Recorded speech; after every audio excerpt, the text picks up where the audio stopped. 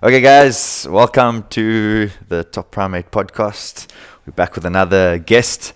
Last week we had Lakaya Hansi on, and I just reposting that at the moment. Busy with some technical issues, but today I got a student of mine from the gym. I'll allow him to introduce himself. Here he is. Yeah, I'm Robin Jacob, so I'm one of Coach's students. I think I've been at the gym going for 2 years now. I graded, so yeah, I'm enjoying the Muay Thai, and yeah, great to be here. Thanks for having me, Coach. It's only a pleasure. So, what got you into like the Muay Thai? Because everyone's like they came with a friend or they got a story of how they did their thing, So funny enough, when I went on Facebook, I was looking for a gym to join when I was after COVID. Yeah. Basically, because a home gym, you're consistent for Yeah, then you stop. certain days, and then you just forget about it. So I checked this one video and I did a trial at Top Primate already. I think it was Top Primate when you were in town. Was it with me or with the other guy? With Rowan. No, okay, yeah. So I was there. I think I went for 2 days, but then I didn't join. And then after that, I forgot about it. And my brother used to do the jiu-jitsu then. And so what I did was, after COVID, long story short, I checked videos out and I found Top Primate because I was looking for a gym. Actually, I was looking for Muay Thai gym. And then Iron Tiger, I think. Yeah, Iron Tiger is in town, yeah. I tried to connect with them, but then somehow every time I went on my lunch break, nobody was there. And then I eventually also saw Top Primate, and then the name kind of was familiar. Checked your Facebook post, and the thing that got me was I think it's one of your private students was doing like a selfie video, and then he was like, if you really want great Muay Thai coaching or classes, join Top Primate, you get elbowed in your face. And I think his enthusiasm and stuff just got me like curious, and then I thought, you know what, let's find out. And then I got a hold of Brett, and I thought, okay, cool, let me join this functional fitness, let me build up my cardio.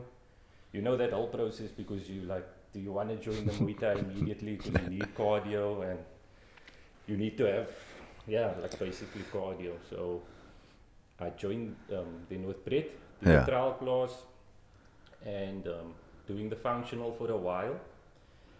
Then I met you for the first time. You had one of the students there. I don't know if it was a trial or what, but then the student vomited, and I thought, hey. Which class? Do you remember which class? Class. Because the guys sometimes vomit during, like if it's their first time. Usually after the skip, then they stretch, and then as soon as they start after the stretch, they tend to be vomited. Now you were pushing her quite a lot with the teeps. She was doing teeps up and down, I remember. And then all of a sudden, she just left the class. I think she went to go vomit. And I thought, maybe I must try this. And then in that time, my brother came down, and my brother said, let's do the Muay Thai. Yeah. And that's when I connected with you, and then I started the class. Okay. And ever since then, I've just been hooked. Yeah. And when I joined, I realized, like, what is the goal? I need to set a goal for myself. And I said, I want to grade. But I knew I won't make it for the December grading. Yes. Because I just joined in September. Yeah. It's like 6 months. Yeah, so my goal was the grading. And then afterwards, I think that's what I did. And ever since then I've just been hooked to the Muay Thai. And I mean, your intensity, so far you've never dropped your intensity in the class. And the way you push us and stuff, it motivates you to come all the time, because you always see gaps in your Muay Thai. Yes.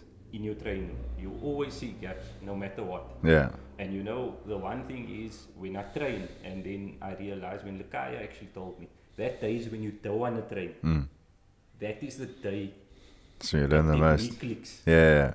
And that happened to me. And when I did the roundhouse kick, and all of a sudden I'm whipping it, and my hips It's are turning, yeah. turning. So, I mean, I can talk a whole day about the Muay Thai, but the whole journey, I mean, Top Primate, I don't see any other gym, just because I'm talking to you, Coach. And I sincerely say this, like, I don't see another coach and another gym that I will join. It's like, I don't think I'll get the same intensity that I get at Top Primate. Yeah. I'll get it somewhere else. Yeah. So that is why I'm still here. Yeah, like I've never trained at many other places. Like I trained at Dragon Power before, which was, you know, on the also intensity and like technique. And my coach would also always tell me, like, if I finish teaching a class and they're not tired, then he'd be like, why isn't the class tired? That's what he asked me. Like, I just finished the class.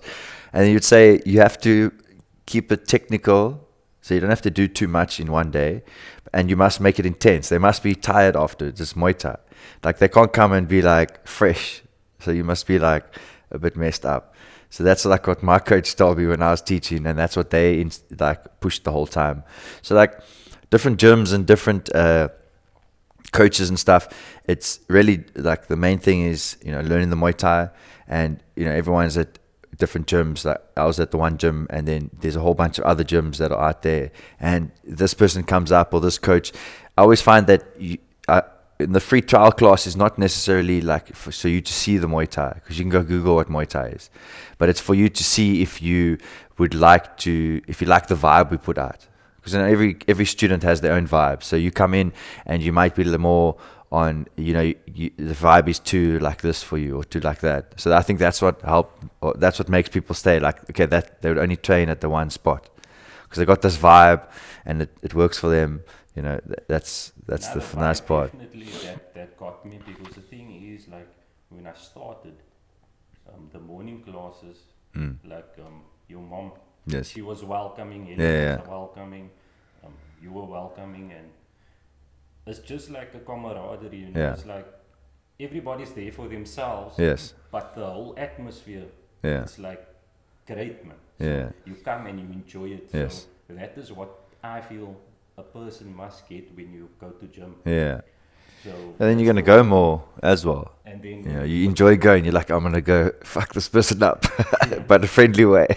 exactly. And like with regards to the evening classes, when you said, look here, you need to go to the evening classes because there you learn the most, and then The mornings is a bit like different. I decided to do that in the new year. Like I joined, I can't remember, what's it, 2022, no, 2021, and then 2022, I joined the evening class. Yes.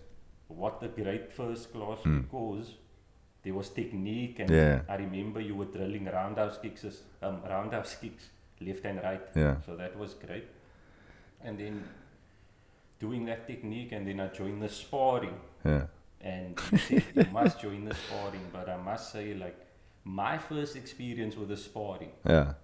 was crazy. Like, I think anybody wouldn't go back. Yeah. Because, I mean, I went there and I just got ragdolled by all of this. But I think you said to me before that you wanted to fight.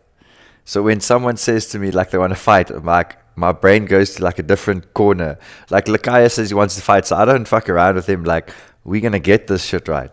So with you, when you said, do you want to fight, then usually I go like to a different place for the training or the intensity, because some people that want to fight will do the crazy stuff that you need to do. Other people will be like, I'm not doing that. What's you crazy? So I think also that like would determine the thing. Like, if some guy says he wants to fight, then I'm going to show him straight away without hitting him hard in the head. But we'll throw him around, we'll kick and punch him in the body, so then you can understand like hey, this is what it's about. No, then I found out, because I was always like thinking, now when I see the beginners coming into the sparring, then I'm like, coach, just normal with them, you know. And with certain people, like if I talk for myself, I was a ragdoll all the time in the sparring. But I think that's also the right way, because that sets you up for a great journey in Muay Thai. Yeah. Because the thing is, if you watch any videos that I watch, and they always say like the Thais, Muay Thai is pain. Like That's the it is pain. that's what they always say in the beginning. It's true though. Once you go to sparring, Fridays are not the same anymore between 5 and 7. You have to go to sparring because that's a great way to start your weekend off. I don't think like there's a lot of aspects of Muay Thai, and sparring doesn't always need to mean fighting. It doesn't ever need to be a fight, but everyone has their different vibe. So once you come and you do it a little bit, you actually see where all the technique actually comes from, like why you need to put your foot here or stand like this and so on. Otherwise, anyone can just scorp you a bit, And I think also on the I try to vary the intensity depending on person. Like I can't go as hard on Lakaya, but like bigger guys can take more shots, and so getting you moving around is gonna make you very tired. Like you can't utilize just your strength. I'm gonna make you utilize technique. Otherwise, you're gonna get thrown around. But everyone gets like a good throw in every now and then, and and it takes time before. But you look for the throws more often than anyone, so you throw it more. Lakaya is starting to get there. Some of the other guys, but a lot of the guys don't catch and look for the sweeps. So that is the two of my favorite techniques, or I would say my favorite things in Muay Thai is the sweeping and the clinching. Yeah. Because what I realized, first I didn't like clinching. So when I did that's what everyone. I didn't either. Oh, my neck, it's like so. But then afterwards I was like, because when you used to clinch me and you crank my neck, then I was thinking, what, that makes me tired. And you kind of avoid it with when you're sparring with the guys, because then that guy, he tries, how can I say, you make him more tired because he knows that you're going to clinch him. And when you're clinching and you tire out the person, then you can work on your technique quickly. Yeah. And you can get that roundhouse in, and it's like a whole tactical game. So I try and implement the clinching at least twice with somebody in a round. You have to. The thing with the Muay Thai, or with any sport, that you can do multiple things. It doesn't have to be Muay Thai. It can be boxing where you're just using hands. It can be kickboxing. It can be anything. You need to set up. So if you're going to punch, you can't just basically punch. You need to punch and step or move into the next. Like if you're going to box and then you're going to bob or weave out of the way, you can't be only thinking about that as you're going to bob. You want to be throwing the punch and then stepping out already, like you're already anticipating the movement. So that's what the sparring helps people with. People always go like single shots, and then they have like no follow up. So as soon as you get a little bit of a rhythm, then it's like 1, 2, 3, or so on. It changes it. I mean, with regards to the sparring, what I like is when I started in the beginning, and even now, like everybody that spars, they will always tell you, do this, or you actually did that well, or like Brett, for example, what Brett did, he told me, watch a video, and then every time you come on a Friday, do that one thing and see if you can do it good. Yeah. So I try and do that every Friday. Like let's say yesterday I was trying to do like the when you're standing straight up, the front stance, the inside leg kick, and then doing front kicks and front teeps, and then switching. So, but I failed basically yesterday in doing that because I was overthinking it. Yeah, it's not easy. It's not, the thing is, it's not that easy to move. It's just like it's not something that's natural now.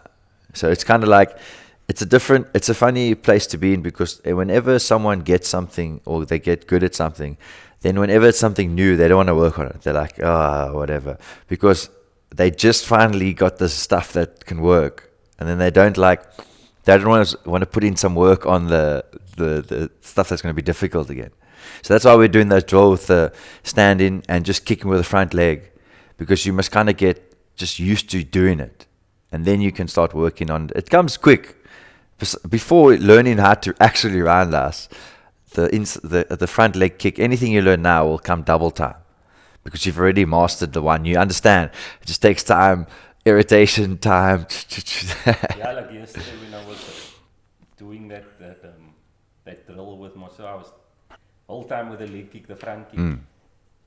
I just know my leg's gonna be tender the next day because we were just drilling it. Yeah. But before that, when I used to do that leg kicks, and I would stop, because I would think, I don't want that pain the next day. But now, my mindset has changed to say that go let get kicked in the leg because it conditions your leg. Yeah. So that is why what I believe when I do the pad work and I do like bag work, I try and kick as hard as possible to condition my shin. Yeah. But then you obviously tell me, don't work on the power, work on the speed. And that is a difficult thing for me because, it's more when you're telling me in the class, then you say work on your speed, you overthink it, and then all of a sudden you go blank. Yeah.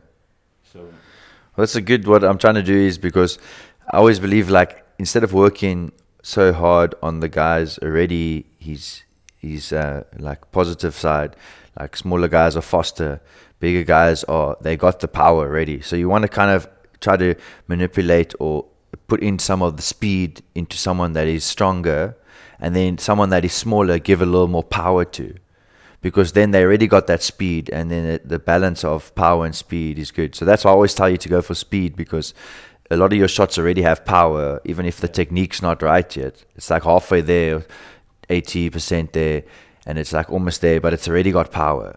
Yeah. So if you do it right, you're going to throw it like really hard. So to do the technical side, because you already have the power in the sparring, because you can't do power, then it's all about speed and flowing and getting a little bit looser. And it takes a little time to get there. And I think also like when you start just going back to the whole start of the Muay Thai, when you do the trial, like the trial class, the crazy part of that whole class is the skipping. Like, you come in there, okay, you're gonna skip now. You got this thick rope. Yeah. That's already like crazy. And then now you're skipping, you're used to skipping a certain way all your life, and your coach says, one bounce. Yeah. And then you're like screwed already, because in your mind you skipped a certain way, and all of a sudden now you do this one bounce, and then you come back again faster. And then you come again at the end of like a minute before we finish, or like 30 seconds, knees up. Yeah, 1 minute is, so when it hits 1 minute, then I go, then it's like no stopping. Yeah. So you just have to keep going for that, and then it's knees up at the end. But this is the stuff like I learned when I was training. It's not like out of the norm, because a lot of places will do different stuff. They'll do whatever, skipping, or they'll run, or light shadowing. Like the advanced guys do the shadow. You guys, the skip will get you guys like a different warmed up. Yeah. But again, it's like a lot of places do it, and I just kept the idea from where I was training, so that we have a skip, because we can't really run. Like there's not really any place for everyone to run and warm up properly. Because I remember when like my knees were a bit hurt, and all of a sudden I'm running, and you like, this is not the Olympics, go pick up the weights there and shadow box. Yeah. But all of that things, if you really go back and you think about the training lesson before you graded, like before you or after you graded, then you think what you implement in the class is like all those things you say, you're so tired and you don't absorb it, but after you graded, then you realize, okay, that is why coach was doing it, because of how you set up, you try and prepare the student as best as possible. For the next, because the people that are in the beginning, it's like, okay, oh shit, like, which is normal. I was there too. Then when you get to grade, you go into the class where now you are really shit, because everyone else has been there for maybe 6 months, and you can learn quite a bit in 6 months if you keep going. And then you coming in with no sparring experience or no kicking of the person, and you're like awkward with certain moves and so on and so on. So then it's like a bigger pool, And when you come to sparring, it's an even bigger pool because some people will keep hitting you, and but the thing is, with all the martial arts, you just keep going, but you get finished. Like that's just what happens. And I mean, like the grading. I'm obviously not going to go into the details because everybody needs to go through that. Yeah, I still tell the people, like, someone asked about grading the other day. I'm like, no, you just do a certain number of moves and I make sure it's right. Like, I just very vague. So, I mean, I would say anybody in Cape Town, they should, if you want to join a Muay Thai gym, join Top Primate.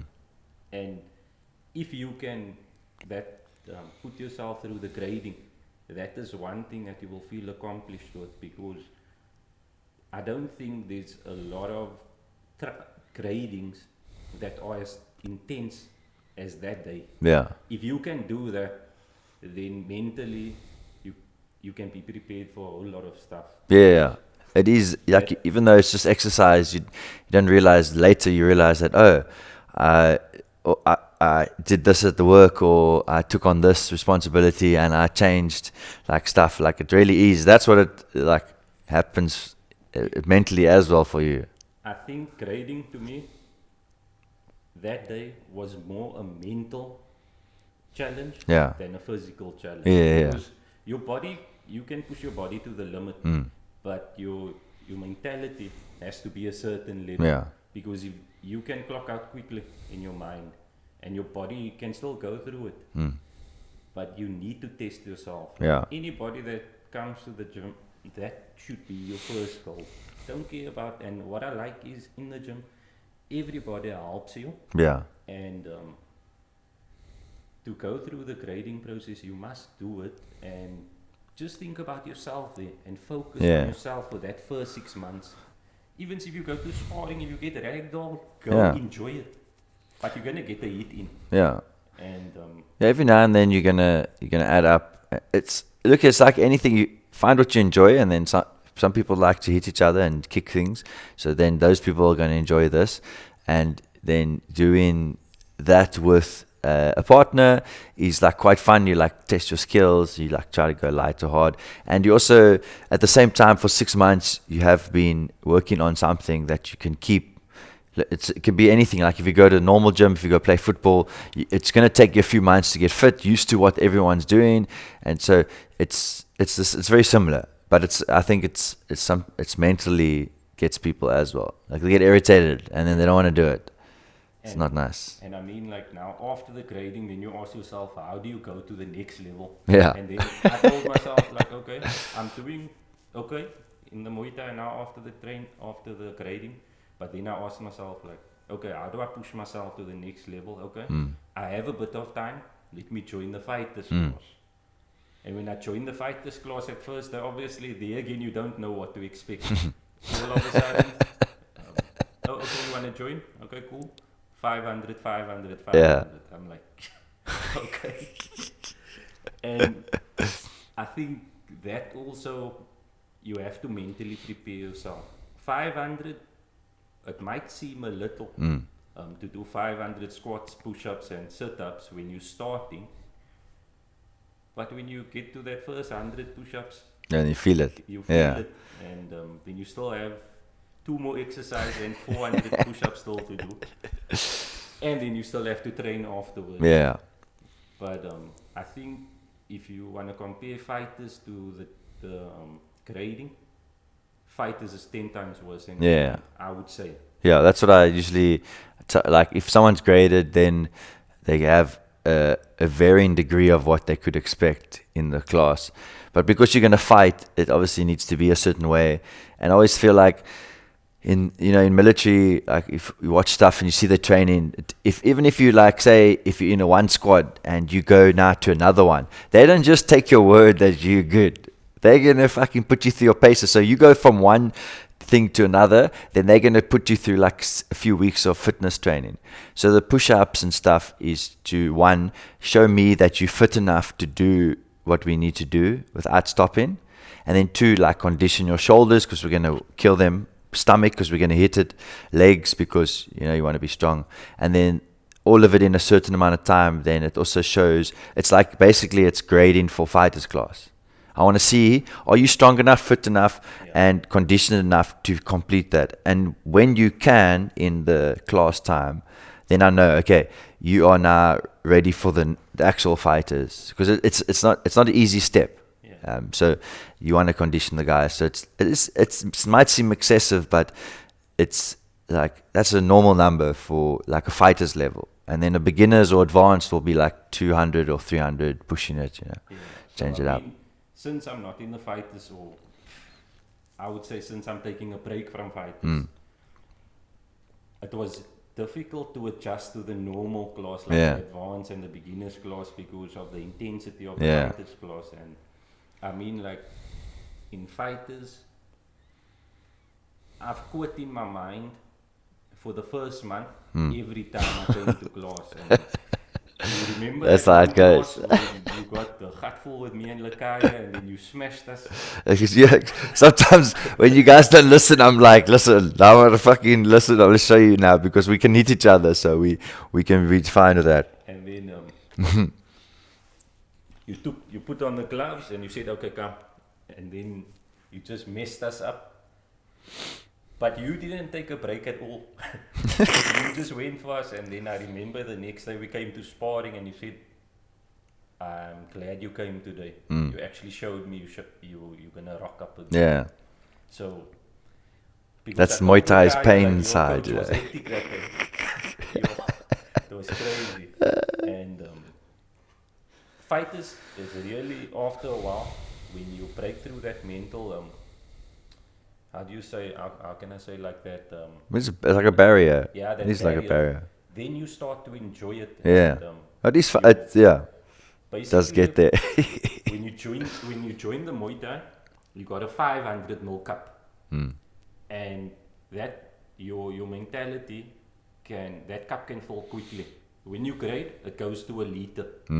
And then that cup becomes bigger, and then all of a sudden, when you're in the fighters class, it becomes a 2 liter. Yeah. So your cup doesn't fill up that quickly, and but certain things can do that. Like I remember one of the classes when you wanted us to do elbows, and I was like, shit, now I'm gonna take a elbow to the face. I know Lakaya, sometimes his head is crazy, and then he just throws it with no control.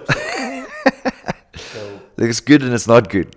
So it's okay. I was keeping my hands up, and then I saw you looking, and whenever you now do the technique with us, you look for a gap in us, like a gap.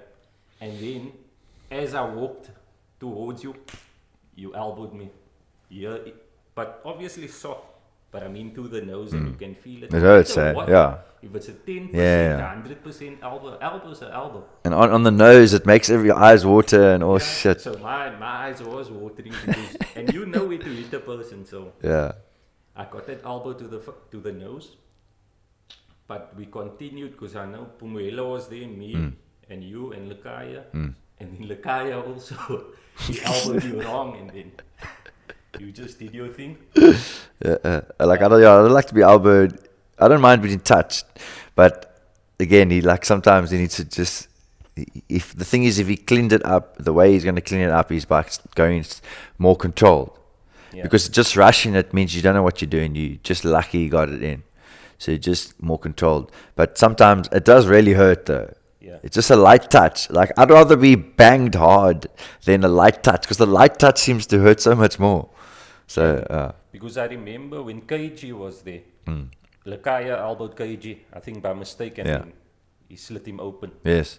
So elbows. No, they work. They're very, very potent. Yeah. And the thing is, it depends now.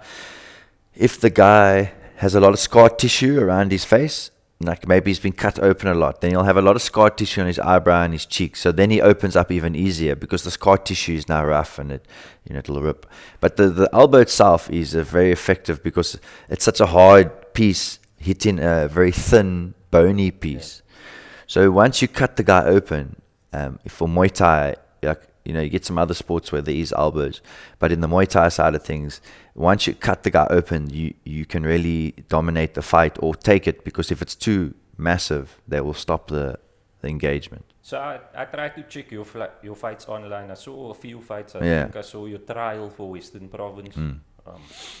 But my question is, how does it feel to get that 100% elbow when you're elbowing somebody? How does it feel, your elbow against somebody's face? So I don't know if it's if it's the fight where I'm in like white shorts on because there's two Western Province fights that is on there.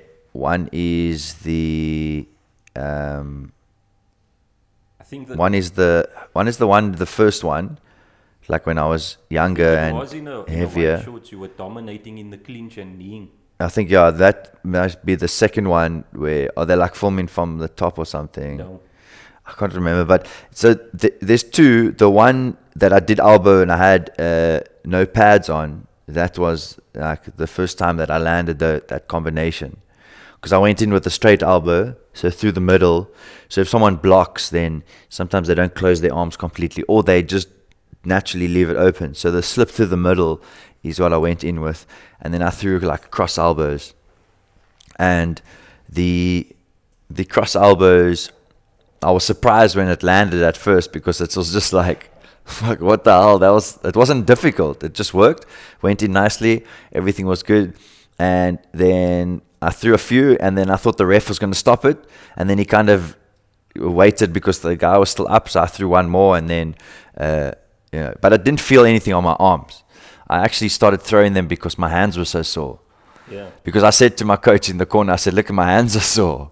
And I don't know who said it, or maybe I just thought it, but I think someone said that I must just start throwing elbows. So then that round I came out with elbows because my fists were like on fire, like serious.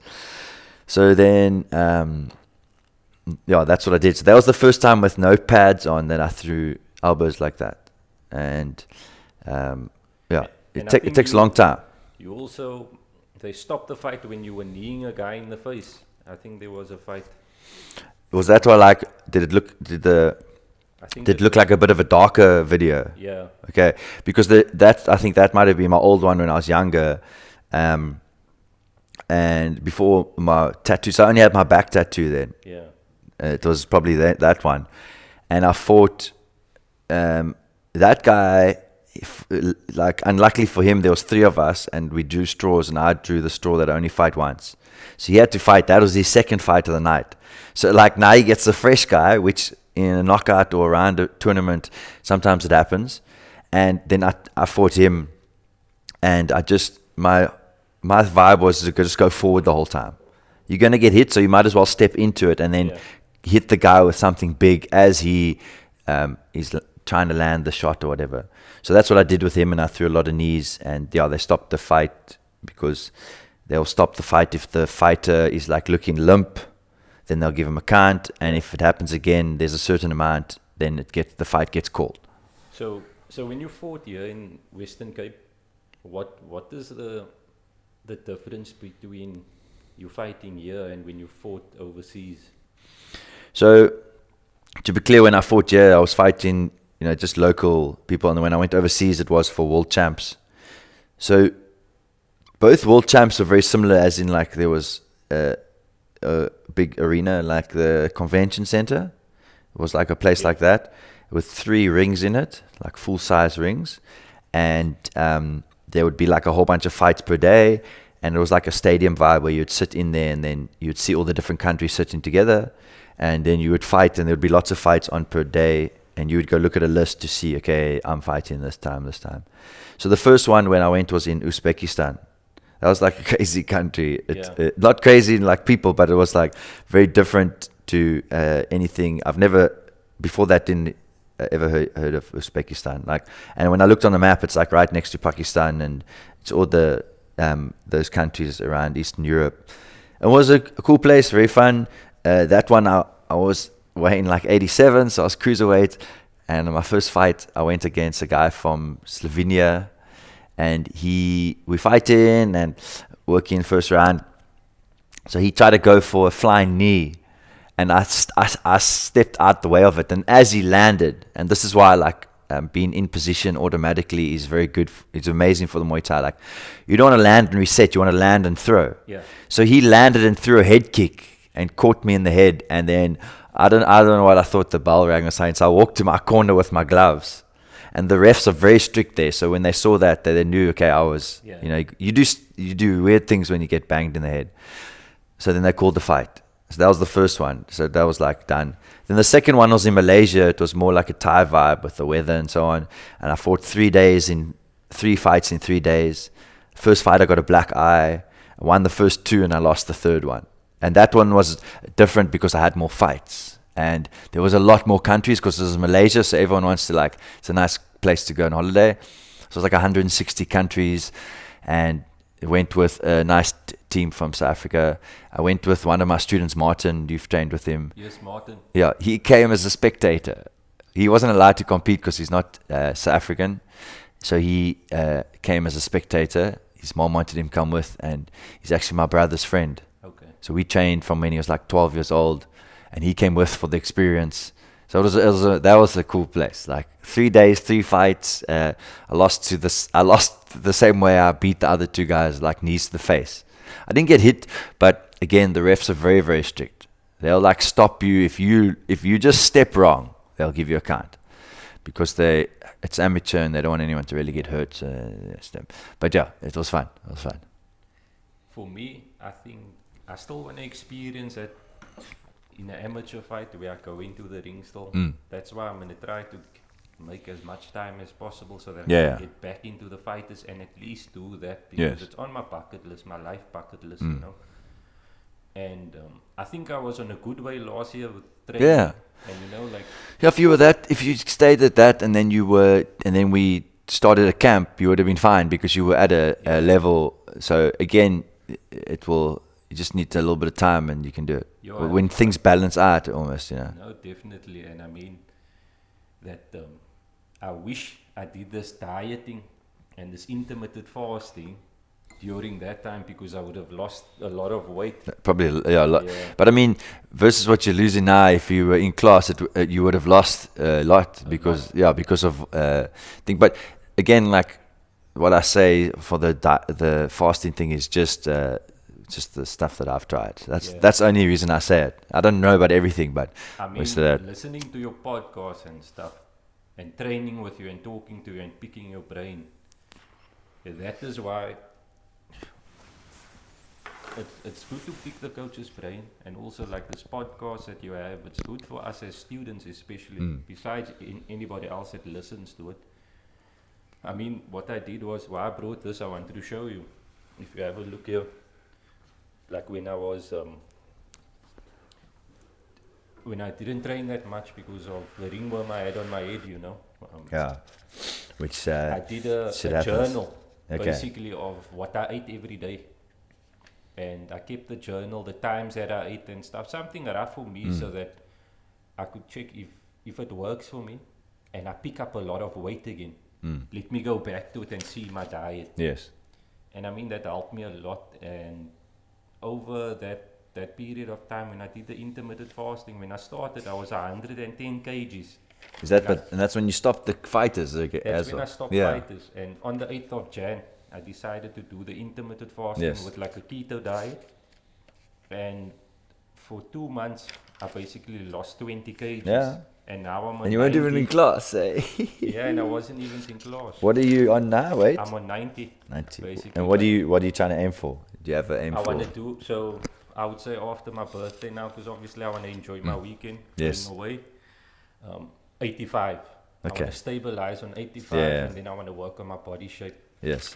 Look, but do you know what the thing is?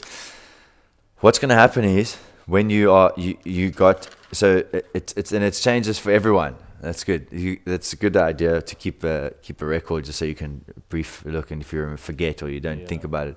But for people that are like at a bigger weight, or people that are low weight, or people that are medium weight, they just need to do certain things. Just start working, and the muscle you have to worry about later because it'll only show after a while. But the more you lose, it'll kind of look like you putting on more muscle, but in actual fact, it's the muscle that was there already. It just wasn't able to show because it's maybe not big enough, or there's still weight to be lost. So by the time you get to 85, you'll see more shape cut in, and it's not that your muscles got bigger; it's that you leaned. Yeah. You're showing now the lean muscle underneath. So if you get to 85 and you ever wanted to fight, you try to get yourself to under 82 and then fight at that, because if you're able to get to 85, then you could 3 kilograms to get to 82 is an okay push. So what is the weight, how can I say, like the weight limits or the weight categories in Muay Thai? Because I try to look at it, that it's a bit difficult for me to understand. There's quite a few. So let's say I would say for me realistically, let's say between 80 and 90. What weight classes are there? So Muay Thai has, like every sport again, has its own criteria for weights. Muay Thai has an incredibly large amount. I think it's like over 20.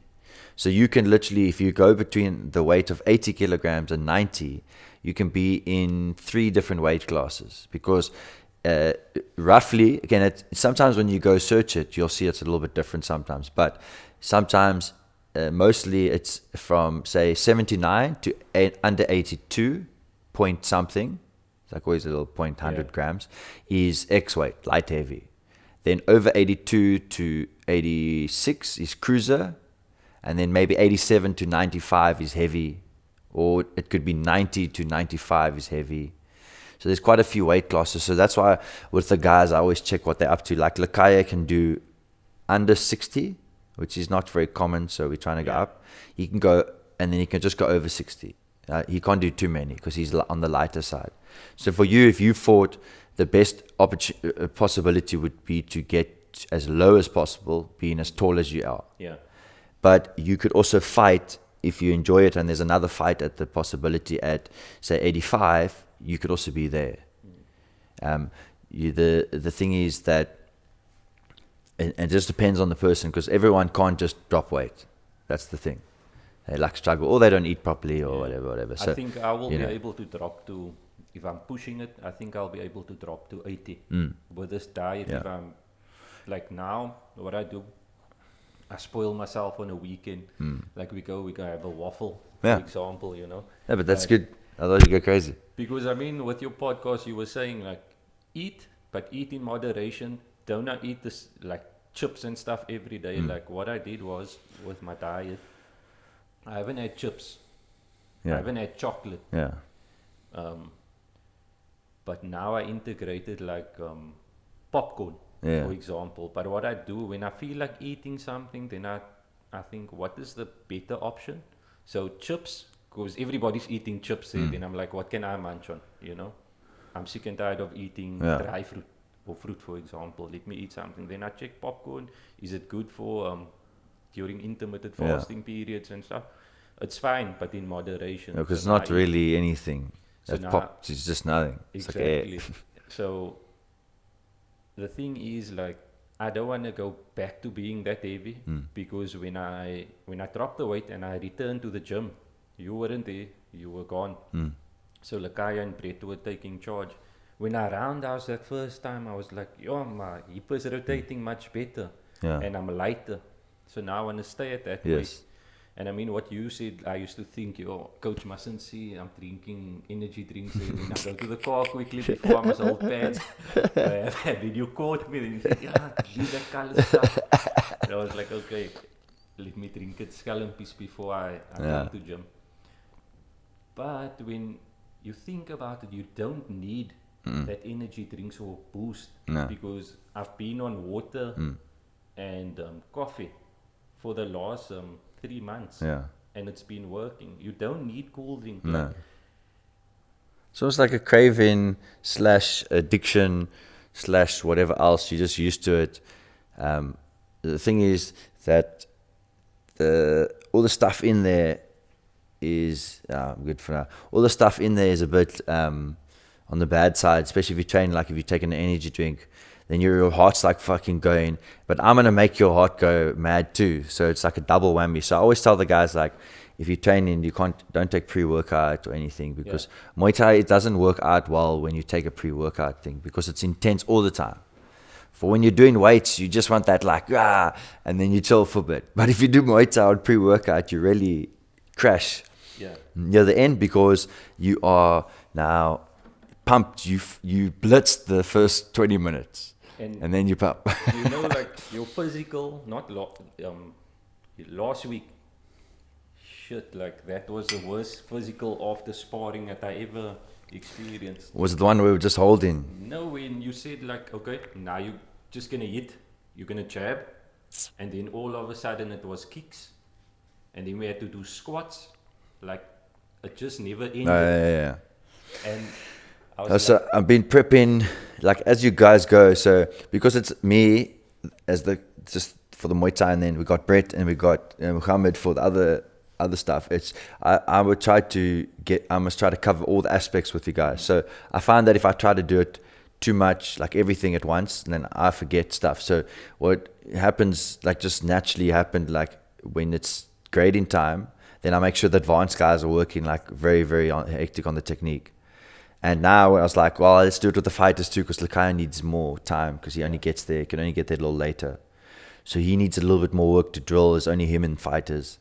So I was like, okay, well, now when there's a camp, then I'm going to put the intensity up on the advanced guys. And Fridays will go longer, and whoever stays is basically getting drilled like one of the fighters. Yeah. So we stay till just before 7, and then we do a physical when you're ready pup, So it makes it very intense. So everyone gets a little feel for fighters on a Friday or so on. And I think once you join fighters, if you experience it, you can't experience it for 1 or 2 classes.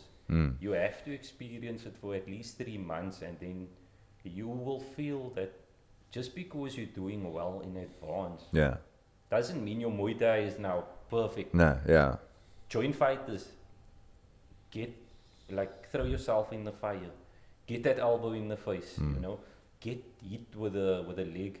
Like that techniques you were showing us, like how you can hurt people, but I know you don't want to show that to the guys in the advanced class, because then you're going to do it on each other, and you don't want it to be like how can I say, like a fight. You want it to be fun also at the same time, and for people to come back and enjoy it. Yeah, because not everyone wants to get like kicked, like fucked that up. One technique, I don't want to say it, the one where you kick with the shin, but you that's only if someone's pissing me off, like, and I'm like either telling them something, or you can like lean wherever you want on that couch. That sounds like it's almost like a couch for you can put your feet up and everything. It's fine. Take your shoes off. So that technique is it's a normal technique. It's just a different way of throwing it, and it's meant to really hurt the guy. And if you can catch him with it, it means it takes a little bit longer to throw, but if you can catch him with it, it's worth the effort. Yeah. But when someone's like making shit or something, then I just turn over a little bit more. Yeah. And I make sure it drops down. Like if they kick me hard and I'm like, hey, kick softer or something. Because sometimes in the contact, you have to let the person feel what they've given back. Yeah. It's not like you can say it all the time, which is sometimes difficult because you have to hit someone and someone will be like, oh, you're hitting the person or you're going too hard. Okay, but this person's going to be fighting. This is a fighter's class. This is a contact sport. And sometimes you do get hurt. So, you got to go through the little bit of pain and suffering. Like that technique where you throw the shin a bit over, that hits you a deadly. Yeah, that's a killer. I remember when you did that, and then the second day of my fighter's class, like I was on the floor, and then you and Lakaya said, get up, no? But when you were saying get up and motivating me to get up, it was like a crowd telling me, Yeah. Just, even though it's 3 of us in the class at that time, it still feels like the atmosphere, like people are telling you they get up, get motivated, because like my leg was dead, and I was like, shit, how do I continue in this class? I'm cracked already. The coach is telling me, get up. Do this, do that. Lakaya, as I'm getting up, Lakaya goes back, swings the roundhouse, punches, and his punches are fast. Yeah, he's very fast, and he's got some power there when he He's puts it in. Like he's cracked me a few times that I had to give him a clap or two because I'm like, hey, I told you with that shot. Like I was like, yes, that was cack. Like my ears, it feels like your ears are bleeding sometimes. Yeah. But it's not bleeding. It's just I don't know, something opened or something. Blood's running somewhere, but it's like a weird feeling when you get hit. Yeah, like when you hit kicked me for the first time. Yeah. You know, like Always got to have that first time. Yeah. that is like that, that sound, that tingling sound when you hear like with a microphone. Yes, yes. Like even though I covered, that whip is it's another. If you don't have if you haven't like flexed into it, the problem with that is then it's like soft and it hits you as well. Yeah. So you basically, your hand hits you in the face with my kick. Yeah. And the fighter's class has to be very realistic. So with the crowd like telling you to get up, if you're in the fight, right, then the only thing you should have in your head is it doesn't matter what, you got to get up. Like you got to like push through. When you don't have that, then you probably don't want to fight anymore. So it's a good indicator. When you're on the floor and you're like, oh, maybe I just won't get up. Yeah. Then you know, okay, I shouldn't be fighting anymore. So when you get up, when you're in that fight and you can get up, then you get up until you can't feel that. And then you get up every time no matter what. And you keep pushing no matter what. Because that's what the fight is. It's not really, yes, you're hitting each other, but who's going to make it to the end if it goes to the end? Yeah. Like you keep battling. And after the fight, everything gets toned down. Like in sparring, when I spar, obviously there's some guys I got to watch out. Like I can get hit as well, but I'm very relaxed mostly. It's fun. I enjoy it, but also because you've been hit, someone's hit me very hard before, and you're just like a lot more relaxed. So having the first fight is very, very important. That is also like with sparring. Not that you like because you're doing Muay Thai, you think you can mess everybody up and you can fight. But when you do the sparring, it's as if when you're doing this training, the crazy part is that how can I say, you're not scared of a confrontation. Yeah. For example, it's not that you want to fight, No. but that layer in your life has been cut. Yeah. Which Because helps. Yeah. You're fighting every Friday, but you enjoying it. So a confrontation is not it doesn't give you anxiety. Yeah. Which is a bad part of Muay Thai, which I would say, or any martial art, but you need to control it. Yeah. You know. That's the thing. I always see people like moan or say like, oh, this person had martial arts and they went looking for a fight. It's not everyone. Like most people don't. Like if I have at the gym 1 or 2 people going to do it, like that's a flipping record, because a lot of places maybe they don't tell you, or they don't really mind if you do it. Like they think it's fine, or it doesn't really matter to me personally. But at the gym I don't preach that or let that be a good part of it. Yeah. So if the guys do it and we have like 1 or 2 that's ever done it, because they went looking, that's like a record. Other people that get into confrontation when they don't go looking, that's a different story. You defend yourself. But if you also stay calm and maybe you see other options, you can maybe talk your way out of it. Because a lot of the time the guys are just trying to bully you really into... And with that confrontation thing, what helps, or when you preempt something with regards to the martial arts, which the thing that cuts that layer away is especially if you're holding pads. Because I held pads for you kicked hard, like everybody, I expect you to kick hard, so you get that feel, man, so you don't worry of walking into somebody hitting you in your face, because that is the main thing. When you fight, you cover your face, but confrontations and that doesn't bother me anymore. I don't look for it. One thing I can tell you with the martial arts, or let's say with your training, for example, it gives you very calm, and like I never had anger issues, but I'm not as angry or worked up as I used to be, because the training just relaxes you. Yeah. And how I think about it is like it's like a flow, like for example, if you go into clinching, like I was telling Chepo yesterday, when I was first clinching, I used to be like, this is like it's a tug and war. You're not gonna like Pull, yeah. overpower me. Yeah. But no, you're supposed to come. I'm gonna throw you. I'm gonna show you. You're gonna. You fall, let him think you know? he's overpowering you, then you chuck him. Yeah. Exactly. And That's why I was when we did it. I told the guys, but I always try to do it. Like I tell you guys about it, see if you can do it, and then when you like think it's impossible because you know you can't do it, then I come in. So like I was telling the guys to keep you moving, and they didn't keep you moving. Then I showed them what I'm talking about by moving, and just getting you moving made a massive difference to the throws. yeah, You know, some guy he doesn't. Like, even if Lakai never fights anyone, he'll never fight someone your weight because he weighs 20 kilograms lighter. So, obviously, but there can be a guy that can hold strong in the clinch. Yeah. That is when that will come into play. You're like, oh, you want to be like Robin when we clinch. Okay, he doesn't want to move. Okay, I'm going to make him move. And because I'm small, I have to get him in motion and then chuck him. Because, then he'll already know that. So, it's good to work, and it's good to know, like, both sides. So. That's what I always get. Like I'm used to get the guys moving, but I'm also big enough to move the guys. yeah. So the smaller guys, I know it can be a little more difficult. Like I know the first day when we were sparring, or that one day, and the first time I got to sweep you, I was like, "Don't smile, keep calm." Coach is gonna attack now, and then you just went all out. And the thing is, like, why you must do that?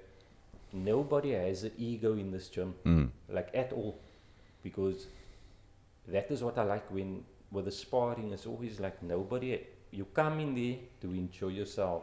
Yeah. If you get effed up today, it's fine. It's like you go out, it's not like somebody messed you up and your confidence is gone. Yeah. It's like it was fun, and And there might have been really good people on that day. You just off. It happens, like but you still train. Like you still do it. It's fun. the guys that I sparred with the first time, like, very intense. And I mean, you and Brett slammed me. Brett was roundhouse kicking me, like, messed up.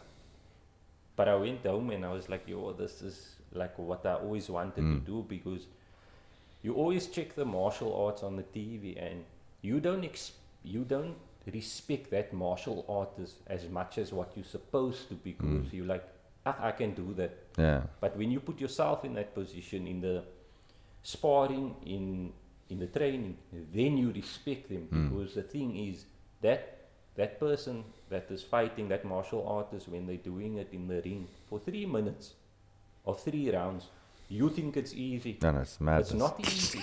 Like, it's crazy in there. Yeah, if you're just sparring and you're not even going full clip, and the person's not hitting you full clip, and then you get tired. exactly. So try to, like when I spar, get the guys to go a bit harder to the body and legs so that they can at least, get a little work in there.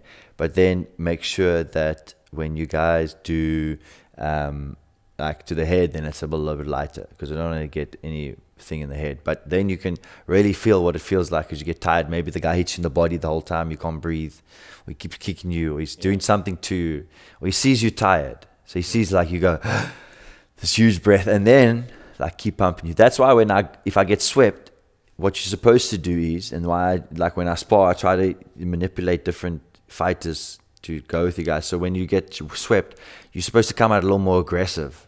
If you come out like timid, then the other guy is going to capitalize on that timidness, and he's going to be motivated to push forward and nail you. So you got to come out like aggressively, because so that also you show the judges, hey, you're fine, and you get your points back now because he swept you. And so that's why you'll come out aggressively. So it's like I try to mix it up, try to do different stuff with you guys.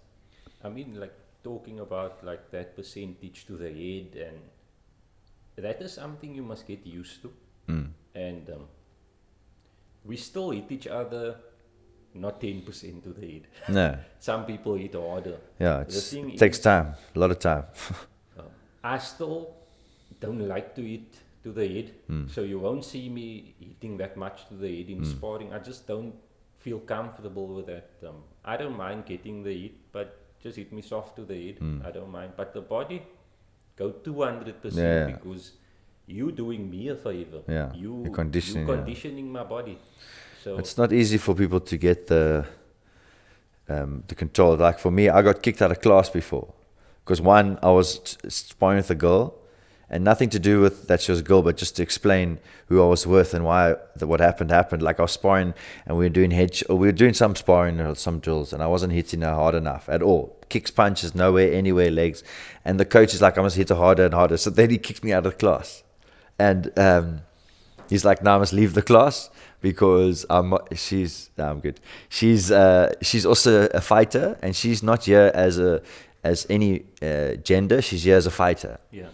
So when I came back, I didn't go full clip, but then I would like kick a little bit on, like, not between. The thing is, I was going between hardly touching and touching to like now actually making contact but light, and to the head like going light and so on. So it takes it takes a long time to get that control, because the thing is, you maybe getting banged, or you take a big headshot and your pain or your fright or whatever you got just hit with, then that comes into your shot, and sometimes you throw a hard one at the guy's head. So it takes a long time. Like, some of the guys are there, and then some of them don't adjust it for the size of the person they go with. Yeah. So like if you go to Lakaya and you go banging like you would throw on Maso, Lakaya's gonna get hurt because now it's like excessively hard.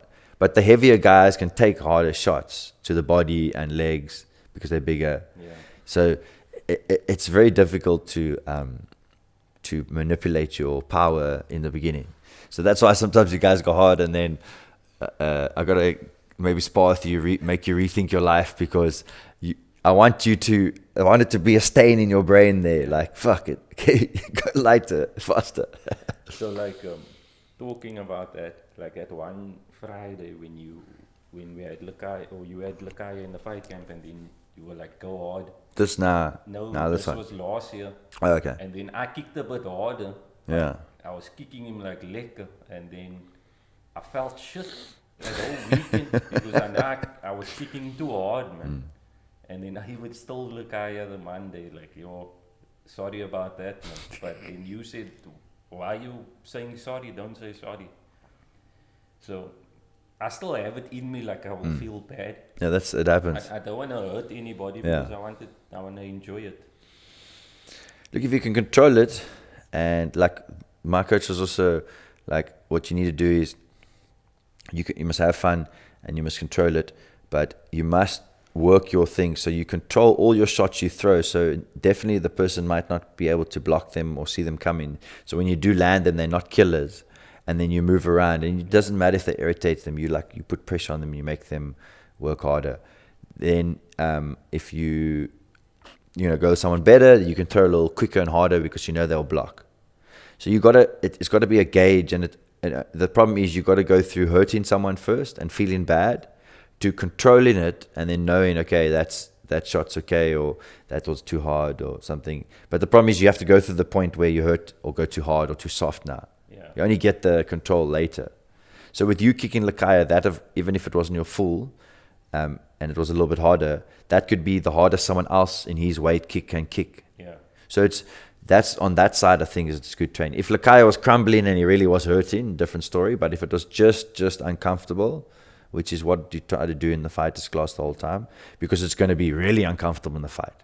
So you put a whole bunch of like just uncomfortable days in a row, and then you hopefully can sustain yourself for that fight. Because anything can happen. Like what I tell Lakaya is, he can go hard to my body because he's the fighter, and for him, I think, or that is my perception, it helps him for me to tell him, look here, Lakaya, you can go hard on me, because that will help him get better as a fighter, knowing that, what, go hard on him, but to the face, not, but to the body, I'll go through. I think for me, personally, that's what I do to anybody there. I tell them, just go hard to my body, then try to go soft to my face, because, but especially with Lakaya, I tell him, if me up to the body, that's fine. The body, you can condition your body to take quite a bit. So then, instead of unloading on the face, you can unload a little more on the guy's body, and then you can use that energy. The thing is with the face, for my vibe is, if you can just touch the person on the face wherever you want and accurately, then there's no difficulty in just throwing power into that. Yeah. So there's no point throwing the power and the accuracy at once, because then you're going to definitely hurt the guy. So every other training you're doing is hard, accurate punches. Then you only focus on the accuracy part of your boxing when you're sparring. So just tap, tap, tap. Like touch the guy without hurting him, which takes time, even for myself. I tell you, it took a long time. But when you get it, it's very nice because you can keep tapping the guy without hurting him. And then you can just throw power into that. And you'll find that it makes your accuracy on the pads better, and when you shadow, and when you're on the bag. But it's like a long process. And everyone gets nailed in the head a few times, unfortunately. But you're trying to minimize it because it's just all the studies with the brain damage and stuff. So you're trying to get like light shots, aim top, if it's open, don't bang the guy. Body and legs, the guys want to have a little bit of fun. That's part of the training. Kick harder there because there's no like study that says femur breaks after 100 kicks to the leg. It's just the muscle that gets a bit banged up. The ribs can get a bit damaged, but it takes a little while to heal, but not life-threatening. You remember that time I kicked your elbow? Yeah. In fighter's class and with your foot. Up, like. That's why I don't kick with your foot. Yeah. You see, my problem is like automatically, I think it's gotten better. Not stepping away anymore, It's because you're also working on that other stance now. Yeah. So that forces you to stand strong, yeah. which is a good thing. You do some work there. So that with me going back, and then I didn't hit you with a shin, I hit you with a foot. Shit, like that was a heavy pain. But I mean, like you just took it. You kicked up, right? Yeah. So the thing is, this is why I say it's not on purpose that I want to hurt anyone or make people suffer. I wish that you could go through it without that part, but you have to have that part, and that's why you lose a lot of people because of the suffering. But because you kicked up and you didn't kick with your shin, and you didn't turn over, 3 mistakes were fixed automatically and forever.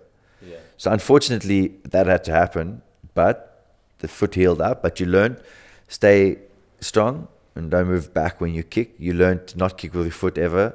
You learn to not kick up. You learn to turn the hip over. Yeah. So you learned like a few things. But unfortunately, the way of the martial arts is like you got to make a fuck up. The crazy part is, or not the crazy part, the good thing about coach is in class, you make sure you don't feel sorry for the person. You still made me hold pads for the next class, even though my foot was messed up. And that is a good thing for the mentality. Like, your intensity is just on another level. And I mean, I don't know, I haven't experienced other coaches, but I think that's a unique characteristic of you. Like, in class, this is my class. I'm basically the alpha here. You listen to me. Like, I was shocked last week. I even told the guy, I'm doing 10 minutes of burpees. Like, I didn't know if I kicked you hard or what. Like, shit, I'm doing 10 minutes burpees. Like, it's crazy. I like to do, give the guys burpees if I need a second, just be like, this motherfucker. Then have a think of what I'm doing and then come back, because you don't want to get, the thing is also you can't be getting angry when you're teaching the people because accidents happen. Yeah. But there still has to be a consequence. So I try to dissolve everything with you get burpees, and then I will think about what happened, and then we move on, because sometimes it's some things are sore and you're like, fuck. Sometimes with the Kaya, we were working elbows the other day and he elbowed me with the head. I'm like, fuck it, stop elbowing me in the fucking head. So I just tapped him with one, and I said, you see, that fucking hurts. So then so we did the thing is, it's not mustn't be abusive, because there's some coaches, I see some of the videos, they're there's one mad video, they got this lady holding another lady's arms behind her back, and then this guy is just beating her in the stomach, beating, and this woman doesn't look like she's been even training for a week. She's all frail and getting busted, and she's hanging, it looked like someone on the ropes about to be knocked out. And I was like, no man, this is terrible. So you've got to escalate it up, and the smaller people need to be able to go a little bit harder on the bigger guys, because they can take a little more. And it's 60 kilograms on 80 or 90. It doesn't feel the same. Yeah. So yeah, change it up a bit. Like, I always think when you hold pads, then when you holding pads for us like that, one day Lakai didn't come to class, here you held pads for me. All you said was, you know, Lakai is not coming to class. You know what that means, you fucked. And I was like, shit, today is probably gonna be hectic on the pads. And then Was that the it's day like when as was soon it in as my fighters hands class? dropped- Was it fighters class day? Yeah. Okay, yeah. Then if you by yourself, then I'll do the pads to Yeah. just put a whole bunch of technique together. And you know, like, that reminds me like of the videos I watch with Trainer Guy from I can't pronounce it properly because it's probably wrong, but it's one of those. I know you're talking about Yeah. from elite. He's from that elite. He's got his own gym and he goes around to. He's a cool guy. He came to the gym I was training at, Okay. but I fucking had broken my leg, so I didn't get to see him. It was just cuck. We're talking about But the same guy. That- Trainer, the short little guy that couldn't fight because he hurt. He also broke his leg. Yes, I watched that documentary. Yeah, I saw watched that one. Yeah, so he came down to Dragon Power. Okay. And I was so pissed. I broke my leg at that time, and I couldn't see him because everyone got private lessons and stuff. I got a pendulum, like a Thai emerald. I can't the exact name, but got one of those from him. And so yeah, but I got like a few people know him, and that's their trainer.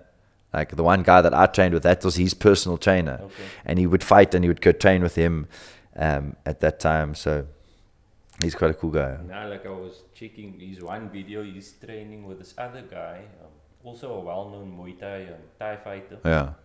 And then all of a sudden, the one guy wasn't doing the technique right. He smacked him in the face. Do it right. He's very strict. Like you see the fun part, but if you want the real stuff, there's the proper real stuff. And the real stuff is, okay, you tell me how must we do it. Okay, you're going to fight, someone's going to hit you in that exact spot, that fast, that harder. Must I not hit you, or must I just tell you that your hands drop? Yeah. Because trust me, telling you doesn't do shit once you do it.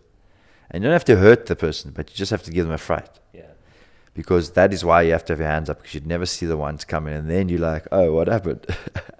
So, like on this, who were the Muay Thai fighters that you used to watch growing up when you started your Muay Thai journey?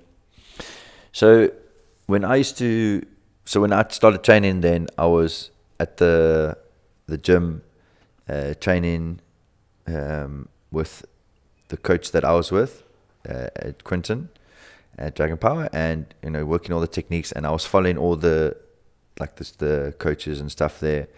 I would watch some videos of like technique and so on, but a lot of my training I did like on the physical side, like went to the classes and learned through like my own trial and error. I didn't want, like, not that I didn't watch videos, but I kind of didn't want to watch too much to get like cheats. Like I wanted to learn it, which took a lot longer, and I probably should have did more research on that side, but I mostly just did what the coaches did, so that because there's so many different coaches, if they did a certain style, you want to have the style of the gym, basically, because you're fighting for the gym. So if you have the style of the gym, then your training goes a lot smoother, because then the coach is going to hold a certain way, so you're going to learn a certain way. So I don't know, I didn't watch too many guys. I knew of a few fighters, like when we were at the gym, we would watch, they always have videos playing, so that's where I'd watch. So I would watch like a lot of K1 Max, because there was a lot of striking. The Muay Thai wasn't so big on TV. So K1 Max, when it was Krokop and Mark Hunt and all the old guys in the Pride, that like tournament that they would do, kicking the shit out of each other. And then there would be a lot of Thai fights that would be on. I never really had like a specific dude, but I'd watch all the fights, see what they're up to, and like see that like pushing forward thing came into play. So I didn't particularly have, like, I know some guys, but I don't really have a favorite. It's with most sports. That's just me. I don't actually watch sports. I don't watch, like, if it's a World Cup, maybe I'll watch the rugby, but I don't watch football, cricket, and I don't like team sports unless I'm playing. I want to play. I'm happy to play. I can play, but watching is just like, I'm bored. Like, I'll go play it. I don't really watch it. Fights also, I don't really watch fights unless it's like someone specific. So maybe watch some one championship, but because we spar, I don't really get into it. Like I don't watch it. I come home, I don't really watch much fights. I don't know, it's a very weird thing. I don't actually watch many fights. I actually like talking about watching fights, like EFC. First time I ever watched the live EFC, now on Thursday. Yeah. Was actually interesting. Yeah. So it was a good fight. What number was it? Do you remember? UFC 112. Oh, okay, so 12. I can't remember the other guy's name, but I know it was this Luke Michaels. But I was telling myself, so my buddy, he trains at his gym, the Performance Institute. And I was thinking, like, you check this EFC, you think, it's because it's EFC, it's like, they're not as strong. But when he was doing this ground and pound, like, I was like, shit, I don't want to be in that position. Like, I don't want to be hit by this Luke Michaels, like, he was ground and pounding, like, the other guy's face was messed up. If you sync up all your moves, like, if you get to that, like, perfect rhythm where as you move, everything moves at once and snaps in, then obviously things will get a lot harder, and then you add like stamina into that, and you add strength building into that, and if he's like ground and pounding with a hammer fist, it's one of the most effective shots, but you can't really throw it. So it's hard, but it's difficult to like throw it on someone. So when you do get in that position, you hit the person with that, it is really, really hard. And the more you practice, the more you sync it up, and you just a punch to the face really rattles the guy. So the guys, there's definitely some good guys. I would say there is in the EFC, and then there's obviously not so good guys. I don't really watch. I haven't watched one for a long time. I watched the live event, like ever of the EFC, and it was alright. I mean, now UFC 300 this weekend. Yes. Yeah, I don't. I literally don't even follow. I don't even know who's headlining, but a few people have told me about 300. It's like Alex Pereira and Jamal Hill. Isn't Jamal Hill the guy that was on the Ultimate Fighter? I think he heel kicked this dude to like death. The guy was laying in sleeping for 10 minutes in the ring, and he was like freaking out. And he did it twice. He did it in another fight. He slipped the guy like goners, and I think it's that guy. Who else is fighting? Justin Gagey, Max Holloway. Okay. Is this they fought it before, right? No. See, I don't even follow that much because I'm busy. Like if it's not easily accessible for me, I don't like really feel like looking for it. Then I'm just like, I'm online with other stuff. So now I haven't watched for so long. I watch the fights. I like it, but I like soccer also. Okay. I'm a Liverpool supporter. Okay. Yeah. So, but I mean that is so with the Liverpool. That's at least that's a great time for me and my father to spend time. So he's a Liverpool supporter also. So we also we watch it. My grandfather's Chelsea. They lost now on Thursday. Bad loss to Atalanta, but I mean at the end of the day, win lose. I'm still a supporter. You're saying Chelsea. The like some people get like the watching, they enjoy it. I really don't. That's the thing. You either have to like something or you don't. Like I can watch it. So I'll play it. I'll play the games. I'll play the real life. I'll play on PlayStation or console vibe or whatever. But when I watch it, I soon fall asleep. Like it has to be a thing that people just like or don't like. So for me personally, I get to the point where this is not like anything I would actually watch, So this man just handed me this nice cigar here. It's my first one, a real one. Okay. So what do we do here? Just light it. Light it and give it a little bit of suck. Yeah, let me see the start in there.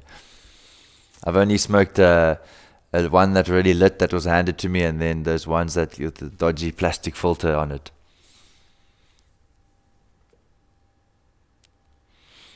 You need like a jet engine one to light these things. Here's a ashtray if you need. This is the cup, because I don't really even have an ashtray. I don't really smoke much, but yeah. So what besides the Muay Thai, what else do you get up to? Because Muay Thai is like usually people that like adrenaline stuff. So usually there's like more, like I got a few things that I'm doing all of them at the moment, or that I've done before Muay Thai. That's like all adrenaline. Like I used to do some downhill mountain biking and shit like that. So just like more extreme sports, you know? I would say hiking. Yeah. I used to do a lot of hiking, but actually not that much. I mean, Did you go up Table Mountain and Lion's Head? Lion's Head. Yeah. Basically, I've never taken on Table Mountain, but Lion's Head a lot. I think what I must do is you must have a camp. It doesn't matter. Like what we used to do at Dragon Power. So it wasn't like that. It wasn't that everyone would do the class, but the fighters would go to Lion's Head, whether they're fighting or not, and they would run up with everyone else that was fighting. So what I think the cool thing to do could be on like a Saturday where the weather's not too dodgy, go like invite everyone to come up Table Mountain, because it's a really cool walk, but it's intense. It really is intense. Like if people think Lion's Head's difficult even a little bit, then the Table Mountain will kill you. So it's supposed to take about 2.5 hours to get up from this one section, but depending on your fitness you can go faster, slower, but it's just like a mad up flipping hill. That hill fun. Lion's Head. Yeah, this is I'm talking about Table Mountain. Okay. So the hill for Lion's Head, as I'm saying, if it's difficult, then Table Mountain's really going to be a killer. Yeah. But Lion's Head's fun. It's not as easy as people think it is. It's a cool one to go, but some people like slip on there, like they slip on that one all the time. I think you must do that, coach, on a Saturday, even if it's Lion's Head, just for Lukaya's camp, Yeah. Evo's camp. I'm in. Just I'll invite everyone like on a Muay Thai day. We go meet at Lion's Head at like 9. We just before. See, Lukaya on a Saturday works, so it'd have to be like earlier. Like it'd have to be like a 7 to 8 thing. So With that's the Lion's thing. Head, Yeah. I like 5 o'clock. Yeah. Look, the thing is, we go 5 o'clock. Like I would be there 5. I'm sure 1 or 2 people will join us, but so that's like kind of the thing. It will be an early thing, so that you can get up and down, and before Lukai goes to work. Like today, give him a killer, because we did. So you were training today? Yeah. So Lukaya, I'm done. Lukaya was doing. He's got a camp. So you were asking earlier about it. So it's the 11th of May, which is a Taholics fight night. So it's also a nice big one. It's in Sunningdale. I don't know if you went before to Sunningdale to watch. So it's Tableview, Bloberg side, down that side. It's like by the Sunningdale High School, and they got a big stadium there. So they have the ring. They have people. Lukaya's got his confirmed fight against Andre from Taholics. So I think it's going to be a good battle. So they're like in the prelims, because he's still an amateur. Yeah. So he'll fight like maybe fight 1, 2, or 3. And then obviously as it goes up, there's the more advanced guys, and there's a few belts going to maybe change hands depending on the fights. So it's a bigger event than some of the others that are out there. But it's an awesome event, and Lakaya and I are training very hard. This morning we did like our last functional. So not to get into too much details, because it's not like a secret. It's just like maybe every camp's different. You don't want to give anything away, and you want to try to. It's like chess. You don't know what the other guy's going to do. You know all the moves that he could do. So you're trying to train for everything and specialize in something. So we've been training, and we did like a really hectic. So he does his strength training in the week, and then on a Saturday he does a strength training with me. So he has a different coach for his other strength training. And with me, I just take 4 exercises that are really shit, make them a little bit more shit, and make them do it for like 2 minutes to start. So 2 minutes, you got to just blitz, go. It's like, I'll tell you what it is. And then the next one is 3 minutes, and you have like half a second to 1, 2 seconds to just stop and go. So the one is like jumping lunges. So you have to land with your hands on the ground, knee on the mat, jump up high, switch in the air, and land lunge. For 2 minutes, just blitz it, go. Then the other one is like a get up, where you hold the weight up you have to lay on your back. Then you stand all the way up straight, and you go back down flat on your back, both arms non-stop for 2 minutes. Then we did pull-ups. So you'd pull up all the way, flat feet pull up, flat feet on the box pull up, and then we did one for the stomach. Where I just made up on the spot. I was thinking about it the whole week. I'm like, how do I do this shit? So I put like a contraption together on the wall with an elastic, and then he had to pull his legs up like mountain climbers, but with elastic there. So that's the strength training that we do. It's basically not for like the other class that Brett does is a functional class for movement, like everyday movement and so on. The stuff I did is like, this is going to make his stomach strong. This is going to make his legs like super strong. It's just for like Muay Thai strength training. So it was fun, and he sent a message in the group that we're in that he's like, "Pup, it's like the worst training day yet." No, I can imagine. So yeah, we're looking forward to it, and we're stoked to get the opportunity because there's a lot of fighters. So we got to get like put our names in, make sure there's a fight for that guy, and hope that nothing goes wrong during the camp, because some people get hurt, you know. So yeah. The first fight that I watched was Narayan's fight. Oh, yeah. That was the first fight I ever watched with your gym. Did you come to the fight? No, I watched it. So It was live, eh? It was that was at Grand West, eh? Grand West. So do you know what happened there? I don't know if you know with Narayan. Like we were training, and he fell with a partner and fell with his leg at an angle, like a bad angle, and he snapped one of his muscles on his knee. I'm good, like the ACL. So I can't name every muscle, but I can tell you that it was not a good one. And then he went to do his thing, and he said it was feeling a bit weird, but he still trained. Like, this is the crazy thing. That happened. It was intense pain, and then he was able to do his thing. He just couldn't do certain things. He felt like it was a bit unstable. So we were like, okay, we're going to fight or we're going to leave it. He said, no, he's going to fight. So he went carried on training for the last like 2-3 weeks, and went into the fight with this thing snapped, but not knowing it yet, or knowing it but still fighting. And I say knowing it or not fighting because we didn't know what happened, so we just knew it was sore. He didn't get it checked out or anything. So then he's like, "Oh, you just fight. It just feels weird. Maybe it's a sore muscle or something." But he's still gonna fight. So he fought against George from Tahalex, and unfortunately, as George kicked him on the spot of the leg, and it looked like his leg wobbled. So he got an 8 count very early in the round, but it was actually because of his leg was unstable, so he couldn't put pressure. And then unfortunately with that, like the result went to George, but he still did the whole fight, and he's back at the gym, hopefully fighting again one day. Yeah. But yeah, that was the first live fight I watched was Lucaya's last year with the Madfit. Yes. Yeah. The first or the second one with Ezra? I think it was the second one. Yeah.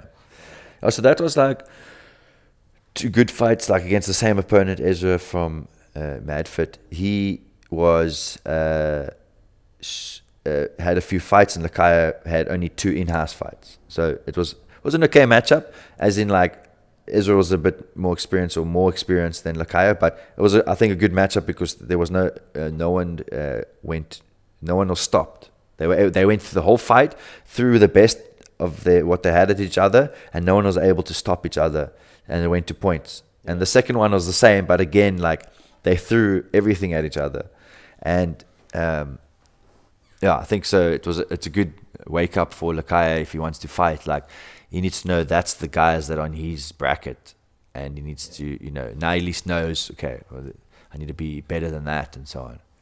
Like I saw also, I think that Don Madge, he's the head of that gym. Yes. He also looks a bit hectic. Yeah. So he's fighting now at PFL. Yeah. The PFL, yeah. So I saw him training, just videos and photos of him training with some guys at the other gym, doing some sparring, obviously. And at the last fight, I think he knocked his opponent out. Yeah. So he's really good. Like he was, when I first heard about Muay Thai, I heard about Don Madge because he was also at Dragon Power for a bit and trained there and was really, really good. Went to world champs and stuff, and then carried on, went to another gym, carried on training, and I think it's dead. Yeah. Sorry, man. Yeah, I already. I think I killed it.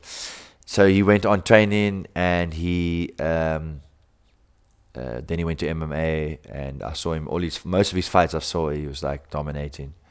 So I wish him luck, because it's good for also African fighters, also African gyms, also African martial arts, because the more we get known, the more people will come down and be like, hey, they want to come train here. It's got high level, because that video I sent to you of Don Madge, because that's when I saw actually his technique and stuff with MMA, that MMA shredded guy. Yes, yeah. And when they were sparring, yeah. Like technically very good also, like the way he adjusted himself with those head kicks and stuff.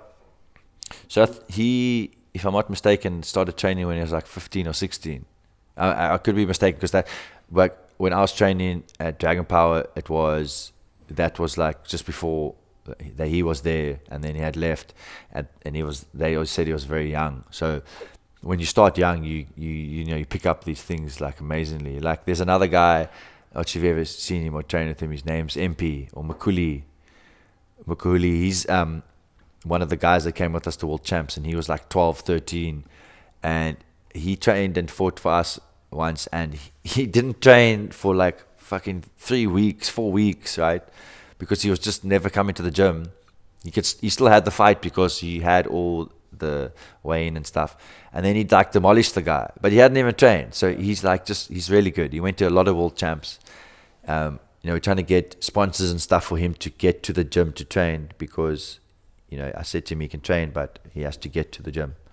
But so there's these guys that are out there that are like really, really good, and it's most of them they've started from their young. Like if you've sparred with Martin, Martin started when he was like 12, 13 as well, and he was just doing. So his mom just let him do personal training with me. So that's all he did. He was training with me, then he went straight to fighters class. So he didn't do any like advanced, or he just did like the privates with all the basics. He went to fighters. He had a few fights. He went overseas, and he like when he was studying, he trained. So he's quite good. Right? And he lost a lot of weight now. Like I even told him. Yeah, he's trying to drop quickly, now. Like he dropped quick. He just eats a lot of shit. Yeah. That's like his main issue. So he goes home like to Cameroon often, and then he eats differently when he's there as well. Yeah. So he's trying to like he trains and he's trying to diet and stuff. But he comes once every while, and then he gets like pop, like he was finished last night. Yeah. But I like the way he spars, and yeah. No, I like it. So, like coach, what was the most fighters that you had in the gym, like in your fighters class? And first of all, how long have you been a coach now? Like how long have you owned your gym? So I've been coaching and like assistant coaching, that I would like put that in the same criteria. So I started when I was training, and I had been doing the Muay Thai for I think 2 or 3 years or more, and the coach was like looking for trainers, and then I went to go teach for a bit. So I was obviously I wasn't training, I wasn't a coach yet.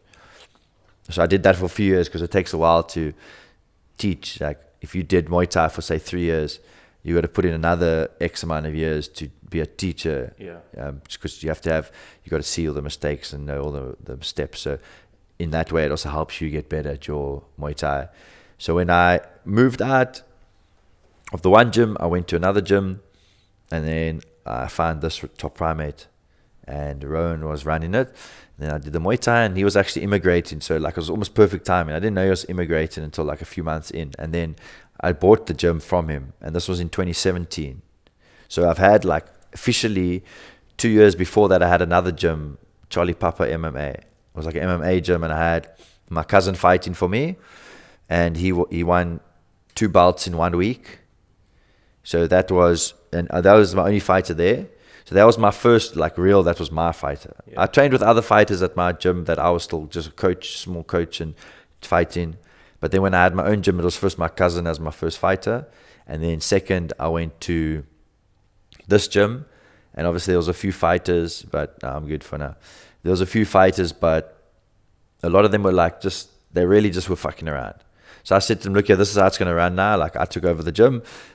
This is the time you need to be here. We'll train X amount of time. You guys just mess around. So slowly but surely it like thinned out, because none of them was putting in the time. They would train like once a week or something, and you need to train more than that. Yeah. Then I got my biggest group was like 5 or 6 students. I had Scott, which was one of my students. I had my brother, Maso. There was a lady named Audrey, Deb, and Stefan. I had like 5 people, and they would train together. Narayan was also there at that time. Like, so that was a bigger class. It goes up and down because not everyone wants to fight. So now I've only got one guy. Yeah. But the thing is, my main thing is to make sure that when you fight, it's your best of your ability, even if you only fight once and you remembered for that. So all the fights that my guys had were like, I think, good fights. They didn't get knocked out. They could finish the fight. Like, they were exciting. Even if they lost, they were exciting. And when they won, that was like amazing victories. So now with Lakaya, then we obviously getting onto the bigger stage with this promotion, because if he wins here, it will, a lot of people will see it because it's live and they film it and there's lots of people there and so on. So we're training extra hard for this one to get our everything nice and clean. And if that guy, which I not even assuming, I know he'll come to do battle. Lakaya has like the fitness and the stamina to do battle, and then it's in his hands there. I can't like get in there with him. So I think what you're doing, like, to get the gym like on the map, basically, like bigger. The podcast, great. The videos that you upload, like the short videos of the pad holding and stuff, was nice. Like, it was even nice for me to check my pad holding. Yes. For example, what you were saying in the class, don't hold like that. Hold straight, because you're fighting in the stance. You're not fighting like this and the person is straight there. Yeah. So just to check that mistakes that I was making. So that was good. Just to upload that videos and like I try to upload. Sometimes like with the fight camp, I try to like now zone in on just working with Lakaya. So sometimes I don't film because now I don't want anyone to see what we're working on. So if I film that, it's it's like a coach superstition. I'm not superstitious about it. I also don't really find the time to film, so I just don't. And then I find that if I film, I don't want to let anyone see what we're up to as like a superstition so they can fight. So I film some stuff and then I post it maybe later. But we're busy working on some nice stuff at the moment. Again, Lakaya, we're working on some stuff. No, I like that. But I post sometimes, So as soon as now we're done, then I'll start hitting the posts again a lot, because I got a lot of now that's happening with us. Like I film some stuff and I got Lakaya, but then like only closer to it, I'll keep pumping out. So even if someone watches it, they got a week. There's nothing they can do in a week. So that's when I start putting out a lot of stuff, and then I can also focus on other stuff, because the last week is not anything new. It's just working, warming up, warming down, pads, run, whatever.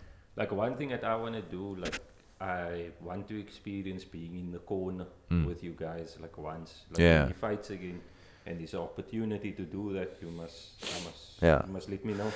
Well, maybe because at the moment, I'm just finding out how many ring cornermen I can. And obviously, it can be a future confirmation, but there's the fight night that's coming up now. I got 1 cornerman so far. So I got my brother, he's always corners with me. And if I can have 3 cornermen, which means myself and 2 guys, or 3 cornermen, which is 3 of you and myself, then I will, if you want to, on the 11th of May, you can come for the thing. If you want to come to the weigh-in, you can also come, because if you're going to be the cornerman, you can come in. You can come on the Friday to the weigh-in. You're the cornerman and stuff like that. So that's what I also wanted to try to do. Is like, my brother always comes because he knows what's up, and then basically you follow his lead while he follows my lead, and you see everything. So I've had like Brett come with. I have had Audrey, one of the other fighters. She was in the corner. I've had, I think, the one other fighter, Scott.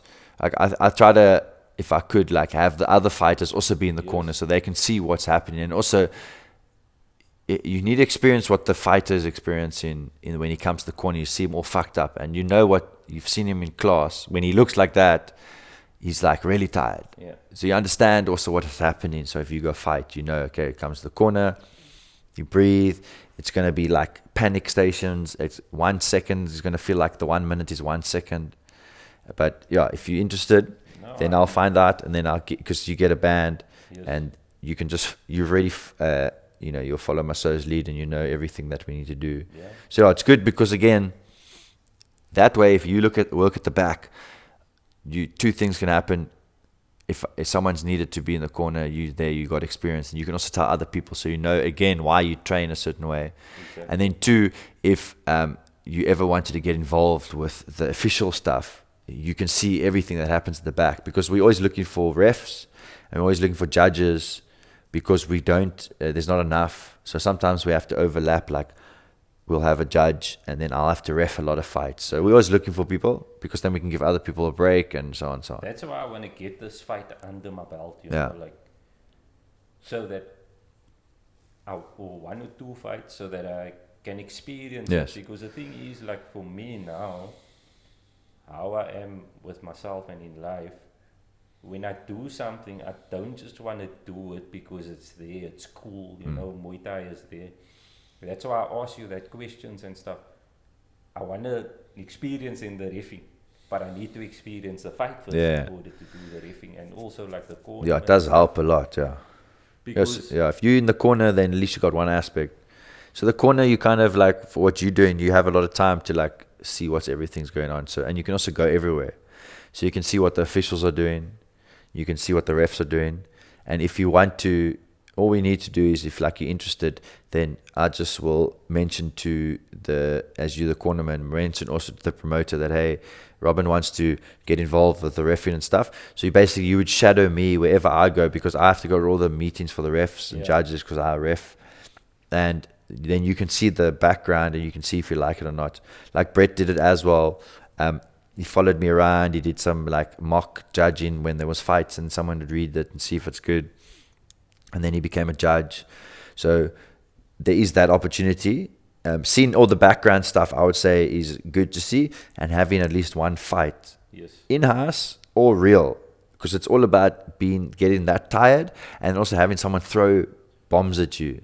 You need, because then when you judge and when you ref better, because if you see, the guy's covering up, but he's just taking a lot of shots, but he's covering up and he's doing his thing, then you don't give him an 8 count.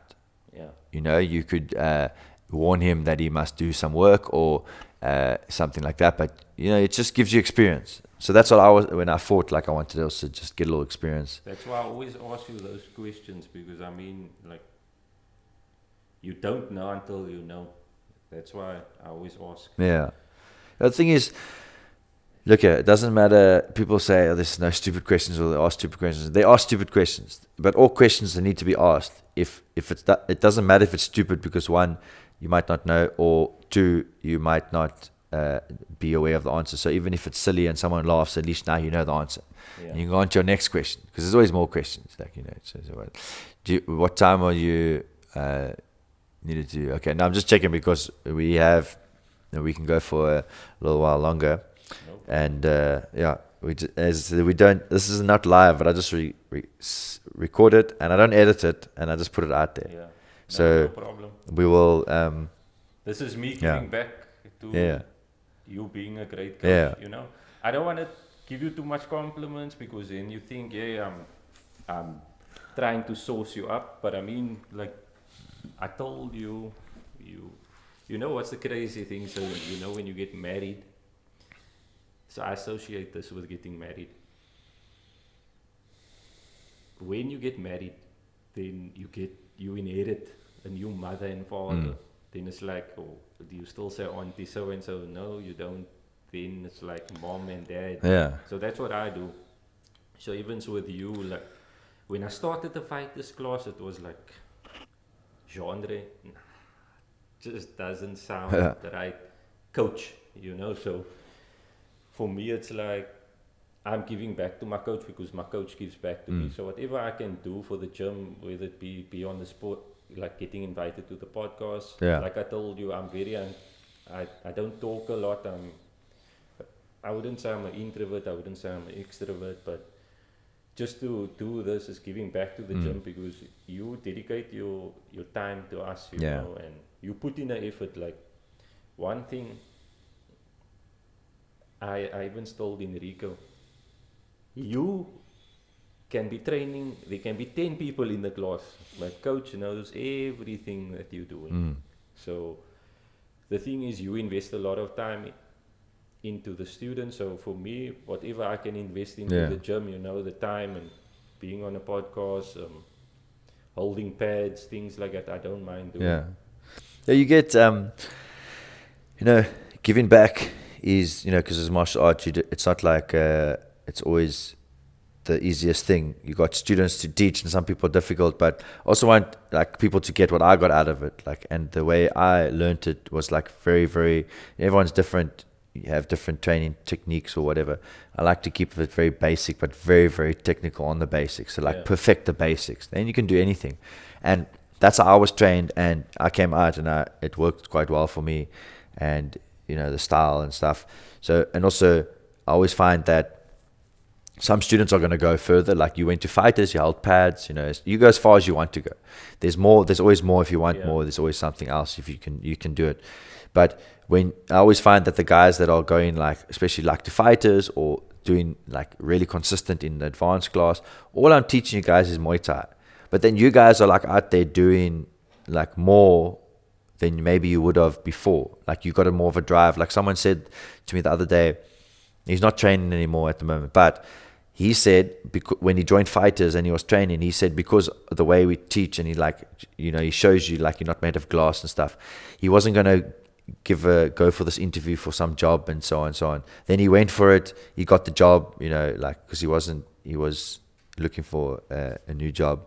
And he said he wasn't going to go because he just didn't felt like he didn't have it. But then after training and stuff, he was like, fuck it, he's just going to do it. So I always find like a lot of that happens, even for myself. After training, then I was doing my training, I was able to go overseas, and I got sponsored twice. So you just kind of, it makes a plan for you, but also it helps you mentally without you even knowing. Like, you just come into the gym, taking your shoes off, putting all your stuff out, you see it helps you somewhere else. And that's what I enjoy about it. Like, the guys they seem to do better in their own life just by doing hectic discipline on the Muay Thai. Like, if I can add on that, like, Brett gave me the foundation. Yeah. Like, gave me the confidence in training, and he gave me that physical foundation in order to step up to the Muay Thai. Yeah. And you've also given me a lot of confidence to take on the things outside of gym, like with work, my cracking point, like my stress level. And it's higher now. Yeah. You can take on a lot of things in life because of the confidence that you get there. And also, like, if you can go, especially in fighters, that's why I always, when I was in fighters, whoever asked me how's it there, I said, you must do it, experience it. And what sucked for me was, like, I was hitting a small little peak, and then I got that ringworm on my head, I wish I could have fought that time. That would have been great, because then all that hard work that I put in for, I think, at 4 months. But you could have like got something. So that's the thing, like, with the journey, as the longer it gets. In the beginning, your only setback is you don't know anything, so that's why you're irritated. Then your next setback after maybe a year is now you're doubly irritated, because now you've gone so far and you're making so much progress.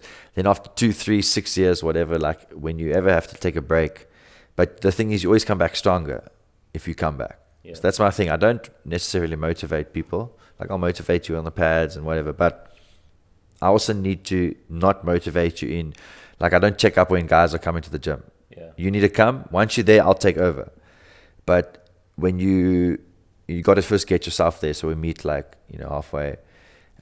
So I think it takes a little bit of time to get there.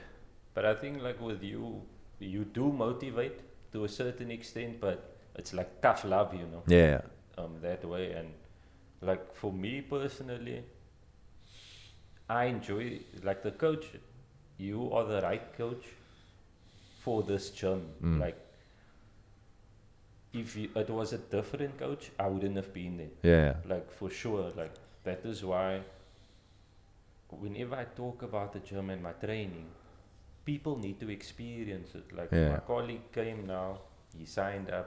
Yeah. He needed to experience. He's that loving when, it. when you're training, you're not getting a break. He got Like, murdered on Friday. This Friday past. You were there, yeah. I was there. He was clinching and stuff at the clinching, but he was finished. But he's come in and he's not that. Not any props to him because again, like you come, you're gonna get better. Everyone can do it. It's not just him. But he's an example of if you come often, you progress so much quicker. Because some people come only twice a week. Yeah. You don't progress very fast because you miss out on too many days that's gone past since you've done Muay Thai. So you got to minimize the days that goes. That was always my thing. Like I need to minimize the days that I don't do Muay Thai. So Saturdays and Sundays are always like. Monday would be a bit of a dodgy day because I haven't done it for 2 days. And then Tuesday and then it goes. So training like 3 times minimum is the best if you're going to learn. So he's coming often. He comes in the morning and the evening, so he gets a bit of everything. In the mornings, it's a quieter class, so I can be a little bit more with the people. In the evenings, physical. In the evenings, we can do more drills because there's more people. In the mornings, like it's a mix. So Enrico's coming, he's doing well. I'm sure he'll do the in-house maybe. Yeah, I'm sure he wants to. So. But yeah, so that will be next time. And we've got the grading coming up. But I'm going to have to push that a month back because I'm busy with Lakaya now. So they're probably going to grade in July. Okay. So maybe some other people can slip in for that one. But yeah, it's just, the thing is, you must come. That is the main thing. And it's this... If you put in the time, it gets rewarded. Yeah. So, I mean, like, I wanted to tell you this. So, yesterday I listened to the seminar, or I watched the seminar of Bang Tao. You know Bang Tao, Muay Thai? So, it's Volkanovski. He's like a partner in this gym in Thailand. I know about that, but I don't know that gym's name was that. So, it just, when you go on YouTube, the algorithm pushes out stuff. So, GSP was running a seminar there, and he spoke about like competing specifically, not even specifically for MMA, but he was teaching the technique of the jab, and he was telling them like, I'm going to teach you now some of my techniques and stuff, but I want to tell you this: when martial arts, or I don't want to quote him, but he was saying like, when you're training, your training is like a triangle.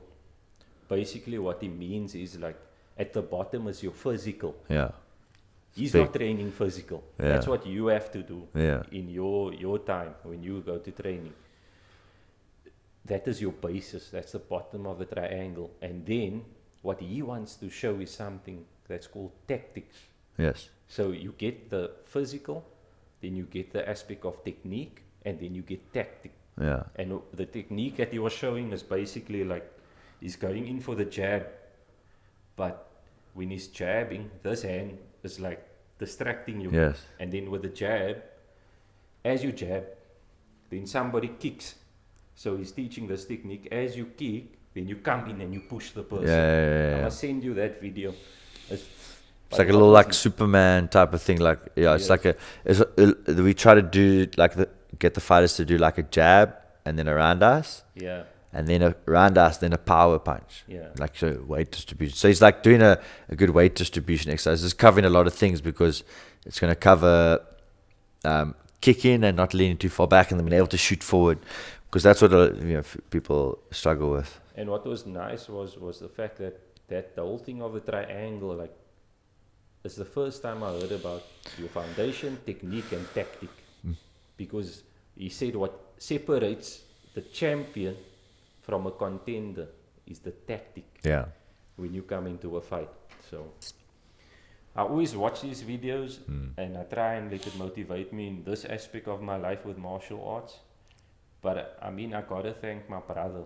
Yeah. Basically for pushing me to the Muay Thai class. Yeah. If it wasn't for him, I wouldn't have joined the Muay Thai class. Yes.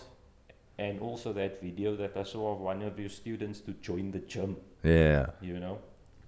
So my brother actually pushed me, and it was like a sad thing that I couldn't train with him when he was here in December. Yeah.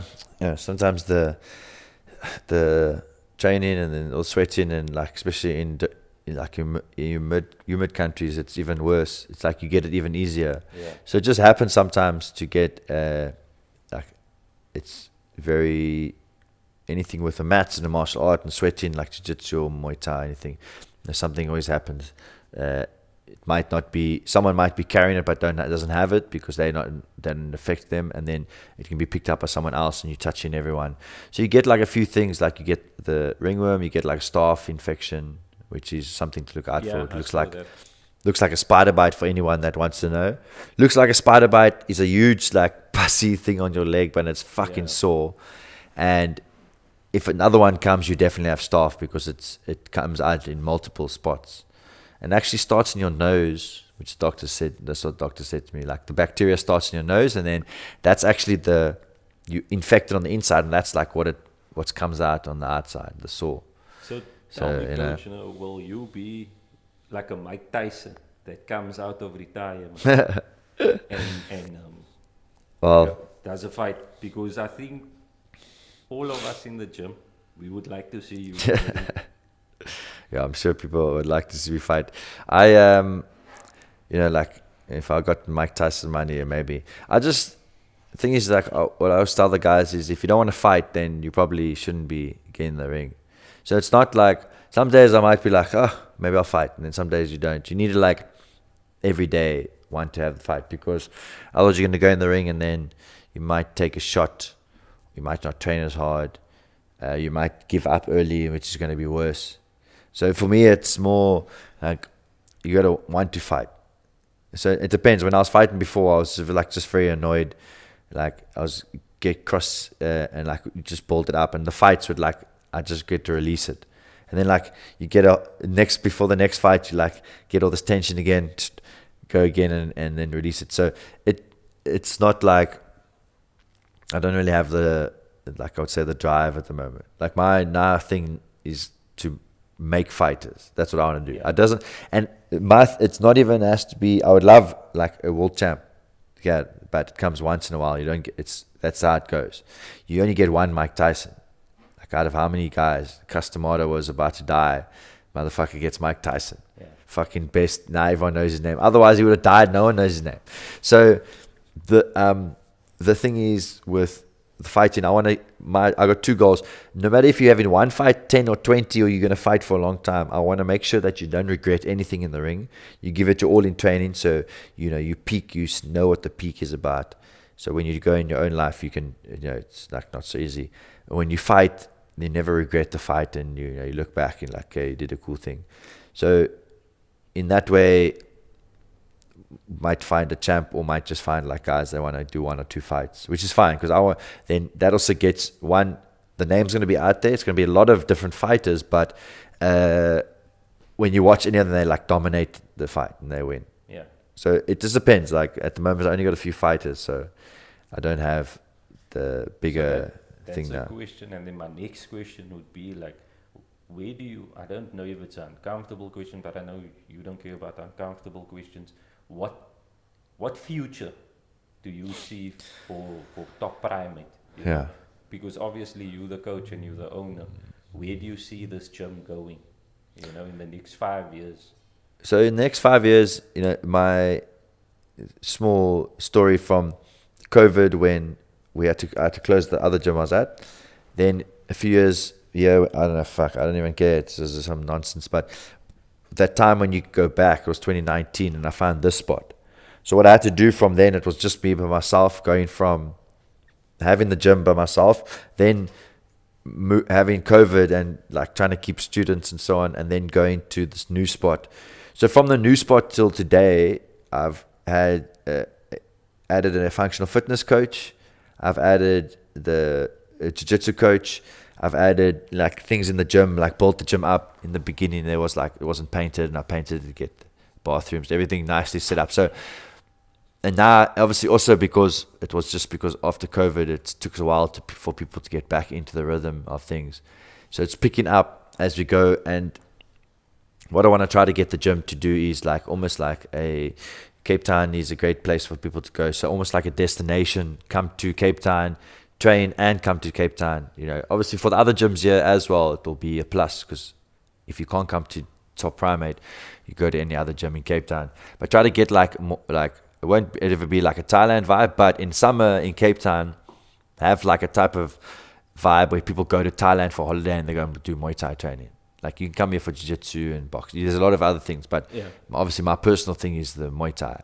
And I want to grow the other two classes in the sense that I want to there needs to be more mats in the gym. It's not always easy because obviously you got to have enough students to cover stuff, but you also got to live, and then you also got to pay rent. So as long as you're covering everything, now you look for opportunities to grow. Yeah. So we'll get some more mats for the jiu-jitsu coach, have an area on the wall that's padded so he can work there. Get thicker mats so that if you get swept, then the mat is thick enough to fall on so you don't hurt yourself. Get like the functional fitness coach, Brett, like more area by like getting more mats. Maybe getting a rubberized area for him if he wants to slam stuff and whatever. So I want to grow obviously my main concern is the Muay Thai. MMA, I don't have MMA is great, it's a big sport and people love it, but you got to love things or hate things, and I don't not like it. I just have to, we don't have any fighters at the moment or any MMA prospects at the moment. So yeah, it's next 5 years would be growing all the classes, getting more fighters that's more like a short-term goal. 5 years, have all the classes up, competing in jiu-jitsu, competing in Muay Thai, and having Brett, he runs the functional, so he would do all the strength training for all the fighters and have that grow. So yeah, just grow everything.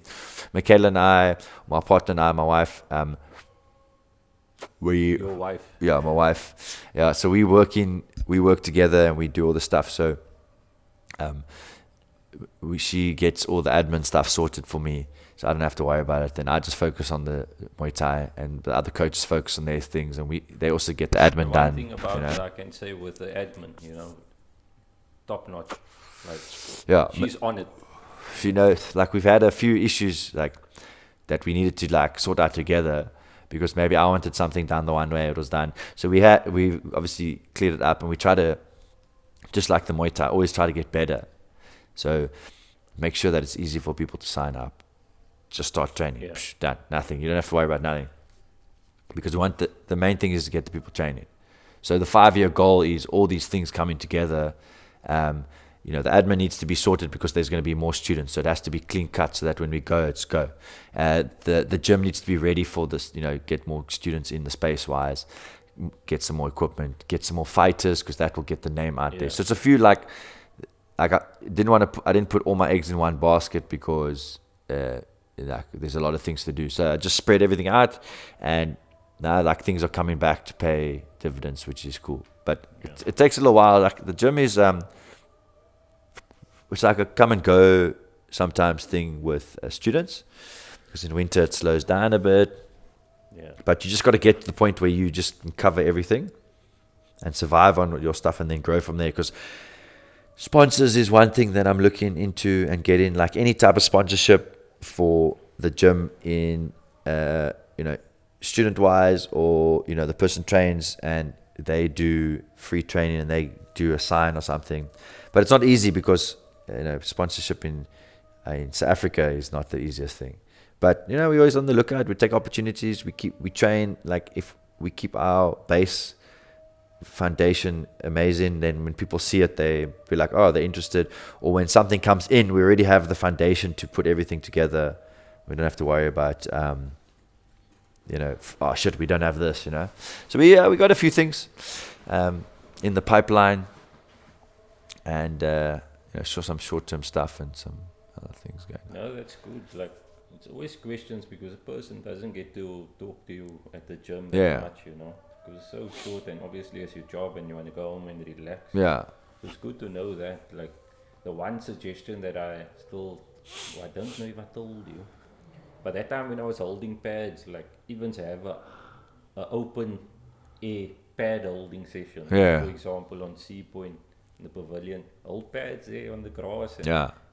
people will come, like martial arts is also getting recognized worldwide. When I went to, so I got a student that I trained. Sometimes I was going to Sea Point to train him on the promenade, but it did we should have gone to outside Greenpoint gym. There's that open field there and everything. Lots of people go there.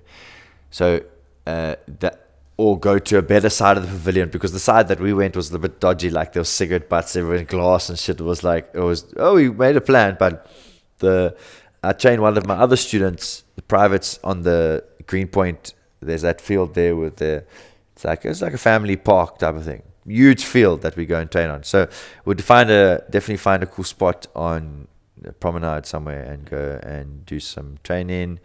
And it's good for people see it and they come. I don't know, just not that it's very far, but some people might not come all that way, because going through town, there's quite a few gyms that you would come through. So I don't know. I got a few things I must plan it, but sometimes I'm busy with something else and I forget about doing it, and then it gets to winter or something. Yeah. So I must put it together just a little better. I think sometimes I'm busy with other things and I try to focus just on that one thing, and I don't know, things come they come as they come. So for me, that's why I ordered me the hoodie, and I think I ordered me the hoodie and a vest. Yes, and a tee you wanted, yeah. That's just to wear it. That's my gym, Yes. People wear UFC stuff. Yeah, exactly. People wear this, that. I want to wear my gym things because I train there. I don't, you'll see, you won't see really, maybe I'll put coach on for the other coaches, but it doesn't say Muay Thai or anything on. For me personally, when I see the UFC shirts and it's always something crazy about fighter this or whatever, I don't think it needs to, some people do it to, they get a bit excited when they see someone says fight on their shirt or something, or Muay Thai, and then they want to start something. So I also want the Top Primate brand. It's not just the gym. The Top Primate is the gym, but it's a Top Primate, and then it's the martial arts that we run under that. Then it's the Top Primate clothing brand with our clothing. So obviously, again, it's a whole bunch of eggs in different baskets, but as the clothing brand grows, it's by itself. It's not, doesn't have to be the with the gym, cool, and then exactly, the signage is cool just by itself, cool, yeah. And they've got the podcast to chat about it.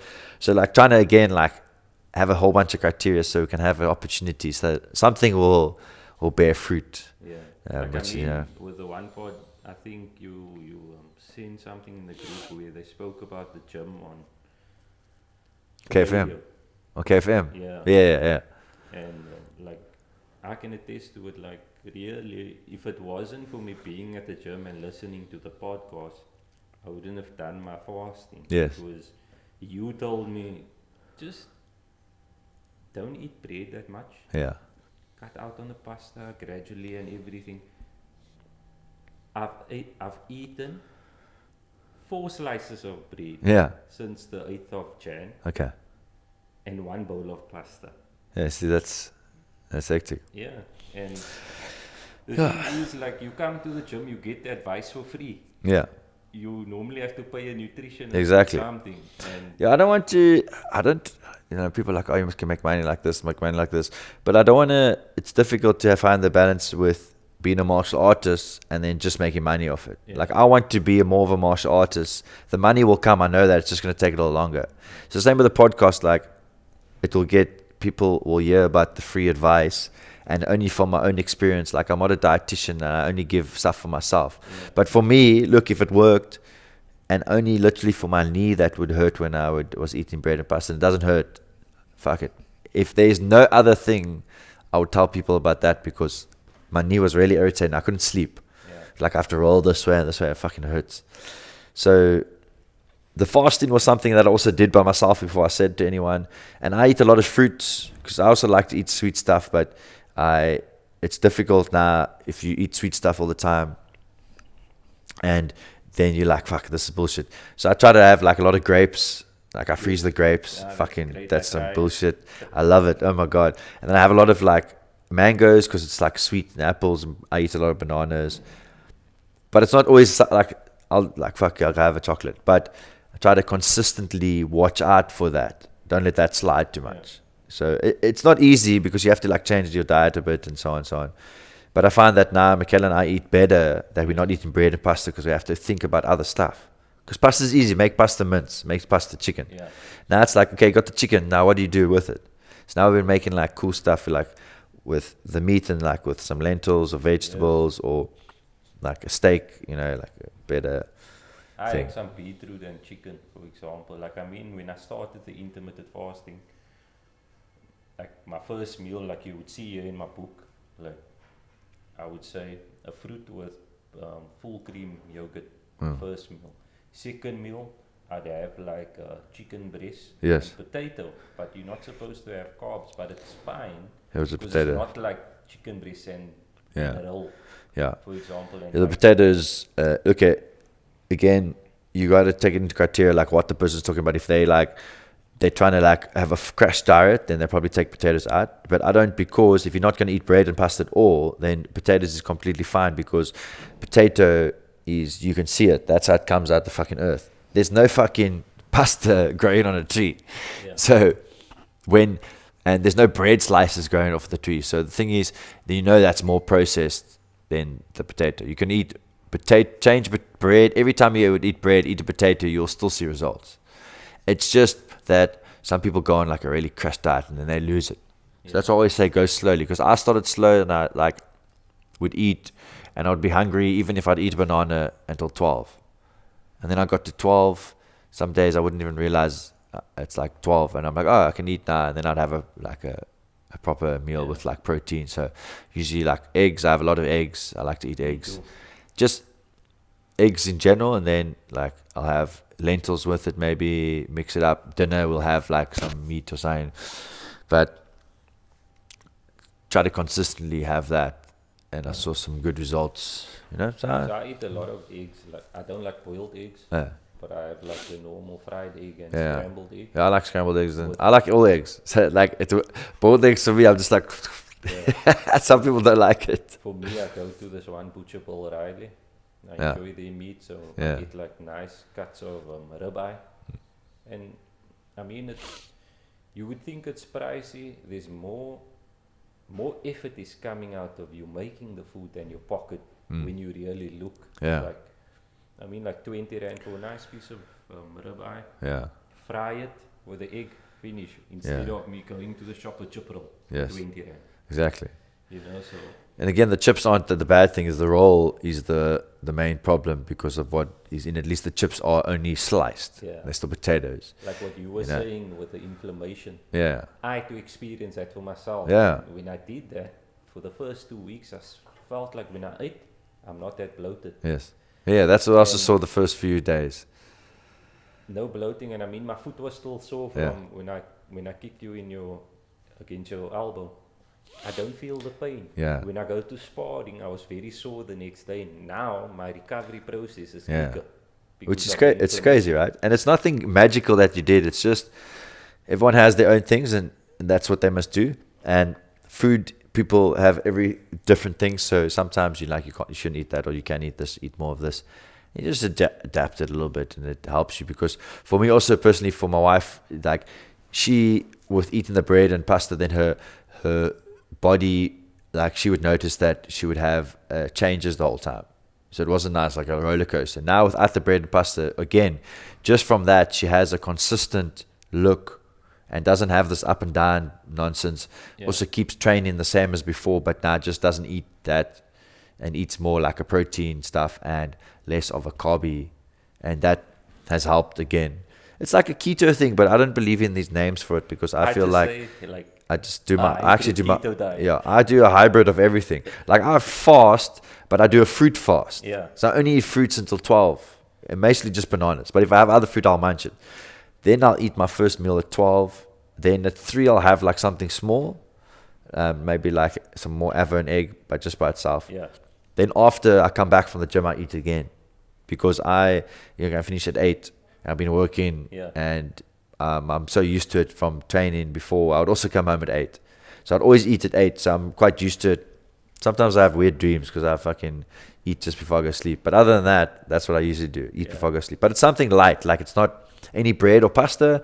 It's and light, like, doesn't mean like eating a steak at that time is also fine, because that shit's good for you. But I don't eat heavy nonsense or a big huge meal. You know, like my dinner meal is not as big. My lunch at 12 meal is like a bigger one, because I'm like, oh, I'm hungry.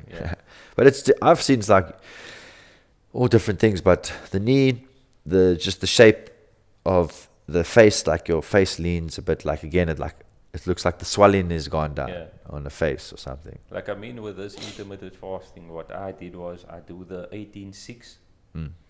And then obviously majority of the time you're sleeping, you know, when you're doing that. So you don't eat when you're sleeping. Yes. And what I found was water and coffee. That when you're hungry, just drink water, just drink coffee, and you're fine. Yeah. And you think you must eat a lot. You don't have to eat. You can eat, and then you snack, and then you eat, and then you stop eating. And the main thing is what you put in your body. You can't go break your fast, you know, with a cake, for example. Eat something like a yogurt. Get your stomach to get used to it like that. And I mean, if I can adjust my diet or adjust my eating habits to just drinking coffee and water, then I think anybody can, because I was drinking cool drinks, juice, energy drinks and stuff. And to feel less bloated, I think you need to experience it for yourself. You don't know what it feels like, because you always be in that one way. Exactly. So I've also found, like, when I get injuries, like, because I'm always training the people, like, my injuries are less painful and they go away quicker without me doing anything. I just stretch. And that's also from I'm not so sore on certain things. And but again, like, if you just change it a little bit, like, I never tell to people, like, oh, you have to be so strict. Motherfucker, I will eat some bullshit, like a McDonald's. I don't give a shit. I see all the stuff, like how bad it is and cool, but I consistently eat better than I do shit. So when I do eat shit, I don't feel bad at all. And that it's even a better feeling, because now you don't feel crack about it at all. You're like, oh, I feel like a fucking Gatsby. Get one.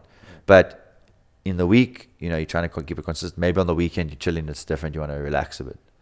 Because if you go too heavy into it, then it's like crazy. And I think what motivates you when you're on this whole journey of eating healthy and losing weight, when people tell you, because obviously, yes, you say you don't want compliments or advice and things like that, but it's good when people tell you, like, I mean, Lakaya told me when he saw me, you lost weight. It works, you know. You even told me, then Michaela told me in the week also.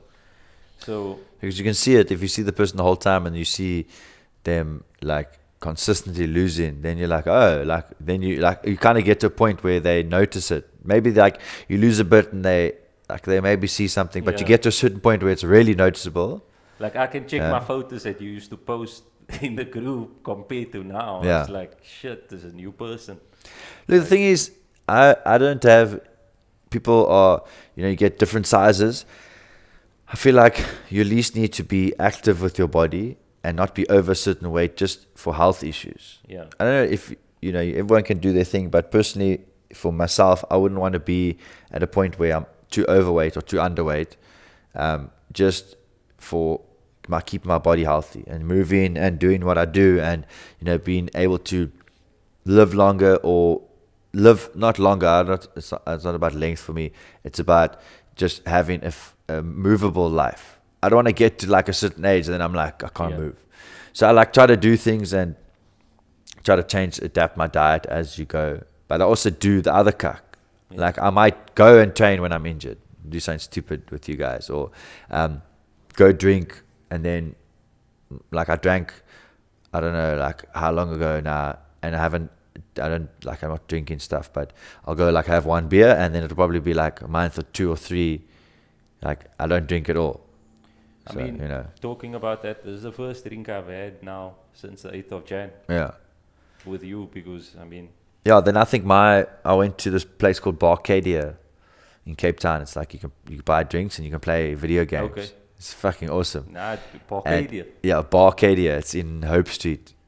And that used to be where the old Gracie Barra was. Yeah, but further up, further up. I think they're still there. So that's Michaela and I had a drink there. That was probably my last time. I don't know when that was. So I don't like. I say try because sometimes you just like fuck it. I'm gonna have some, and I just keep my training consistent and eating the healthy stuff consistent, and don't have it in my house because if you have it in your house, then you chow it. I mean, in my house now, they don't eat chips; they're eating popcorn. Yeah, it works. Crazy. Look, it's better because at least you know, okay, the popcorn's just that corn. Yeah. In the chips, like I love taking Doritos and throwing them in the fire. Yeah. They fuck you burn for minutes. Like it's like, just give me a bag of Doritos instead of Blitz, and then I'll have that fire going. But yeah, it's the what you're eating is sometimes difficult because you want, like a lot of people go and get something that's quick, and that's usually the problem. Like quick food in a box that you can just put in the oven. It's not even chicken or not even fish. I love Gatsby's. Yeah. Like I love. Oh, they're fucking good. Steak Gatsby, full house with egg and cheese. Yeah. I haven't had a Gatsby. Do you go to that Gatsby place downstairs there by you? It's like got a yellow window. It's like Gatsby Palace or something. Where's this? There, close in the parkade, Pick and Pay parkade, by your building. It's the Big Bell. Yes. Takeaways. Oh, is it in there? Okay. Yeah. You see, the thing is, you can have it every now and then. That day, last time I had a Gatsby, there was a time when I sparred at gym and then, like Michaela was giving me body shots. Yeah. I was like, you can't eat. Am I gonna vomit? You can't eat anything. A guy came one day, and he had snookies, fish and hake, and he ate it like 30 minutes before class. He was training and he was doing like the skipping, or just after the skip, we started doing some physical. And he threw up, ran into the bathroom. He couldn't make it. It was just chips and fish everywhere. I was like, fuck it, you got to clean that up. So he cleaned it up. He never came back to the gym. But some people throw up and then they come back. Like a lot of people throw up. But it's not necessarily what I'm doing. It's just the intensity of Muay Thai is that. And you see the other people doing it easily. And you just threw up just because you maybe haven't trained. I think it's not. But your intensity, like I said, it's on another level, coach. Like, I like to keep it high.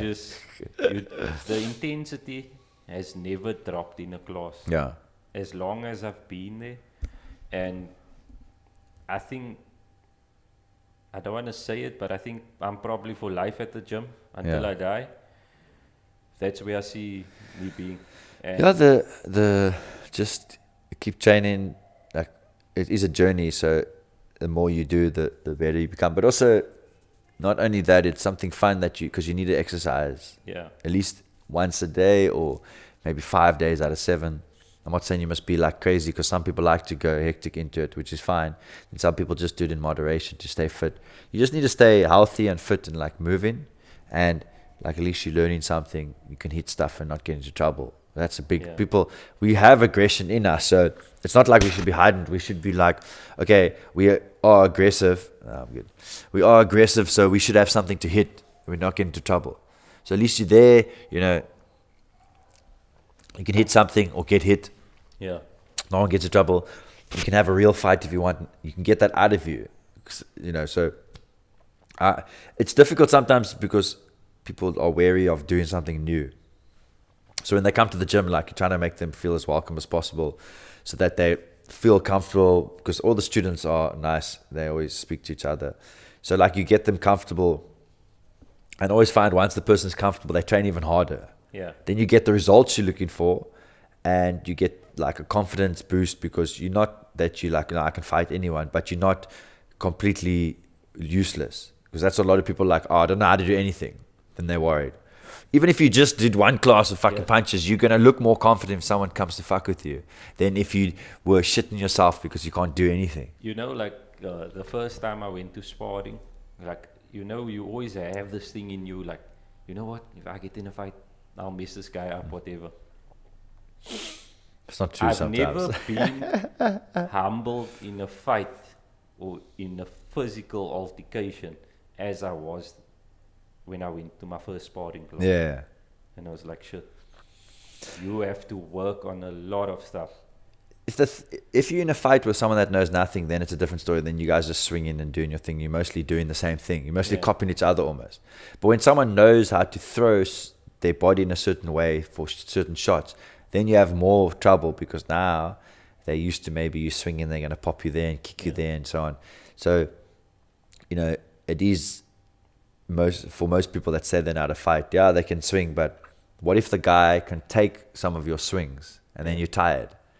And then he doesn't get tired. He just keeps kicking you or something. Like when my nephew was here, like he's now competing in jiu-jitsu in Dubai. So my brother and my sister-in-law, they were there at my place, and then they had the gloves. And I said, hey, put on the gloves and whatever. Come, give me body shots. But I'm showing him like everything that you've taught me. I said, rotate your hip, but I was waiting for him because I knew he's going to now hit me hard, man. Yeah. Like, you know what, I'm going to show you, uncle, I'm going to hit you.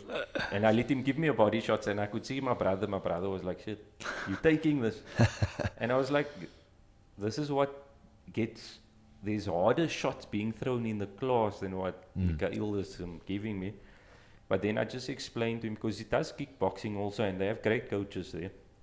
But it's different kickboxing, Rotate your hip. Don't just swing because you want to hurt the person. Swing because you not that you want to hurt the person, but swing with technique. Yes. Yeah. And then I just showed him the one thing, and then I hit him like just 50%. I'm not going to hit my nephew 100%. Yeah. I said, look there, you just swing. And when you're hitting me, why is your hand not up? That has to be automatic. Yeah. So I took the body shots, and then my brother was like just checking, like, yo, you could take that shots. I said, that I get it worse in the class. I mean, I get the roundhouse to my body. Yeah. Yeah, the kids in the different martial arts, parents obviously like certain things, or there's a certain thing in their area, depending on what they're looking at. Look, striking sports is not going to make your child go out and go and hit people. It's actually going to stop them from doing it because they have a spot where they can go hit people. So why at school, where they being at school, would they go and hit people? It's usually like the kids that aren't doing anything, that are like fucking each other around. Like the kids sometimes come to the gym on a Friday, and sometimes they fuck around and they train sometimes. But I always think like at least they've got somewhere to like safe that they can release all that madness of theirs. So sometimes I kick them out because they shout. Like I just tell the one kid, don't shout. Like because he can shout like someone is dying or like criminals doing some bullshit, and it's bad to come out of the gym with the screaming like that and the other students. So. But all four of them, like they come and they can like throw stuff and they can jump around because the mats are soft and they can kick things. So I used to get like maybe something out. And I mean, to the community there, you should be saying like, or I should be saying that is something that you give back. Like what coach is saying here now, he trains some kids on a Friday, and he's giving back to the community. So I mean, that is great. Yeah. Look, some of the kids come, but they don't, like, I'm also trying to discipline them in the martial art. Like, I don't tell, like, they come and whatever issues they have or don't have, they don't have, but I let them come just train and we just do the Muay Thai. But some of them don't listen, or they don't like the train, or they just always messing with each other. So I always tell them, like, you guys are a team, you're living together here. You hurting your friend here, and you're supposed to have his back. So like I try to help them with a few things. The class is very short because they want to play mostly. So I let them do the thing, give them a little few moves. They can do everything. Yeah. Like if they just did it, they could be all fighting. Because I show them the roundhouse and then they can kick harder than most of the adults. I show them the elbow and they come into this flippin' knockout elbow. So they know what they're doing. They just like being kids, and like they're also jumping around. So then I let them jump around and play. And when they fall or knock something, because they sometimes break shit. Like on Friday, they knocked all the weights. Yeah. And I said, look here, that was your last try, guys. Come, I'm busy. I also need to work here. So, it's just something for them to do.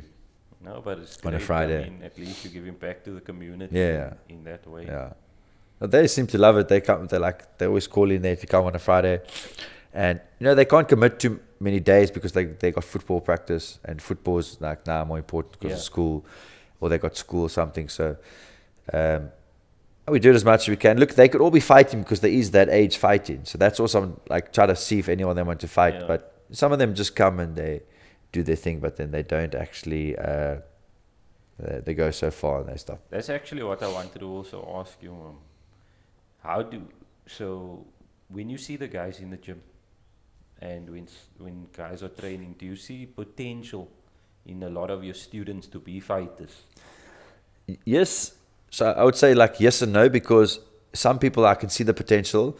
They could fight, like with the way they do things, but they're not upstairs. They're not interested in it, which is, it's more important to be interested in the head than to have the best technique or the best fitness, because if you have it upstairs in your head, you'll fight harder and you'll be like more of a savage, even if you're not a good fighter.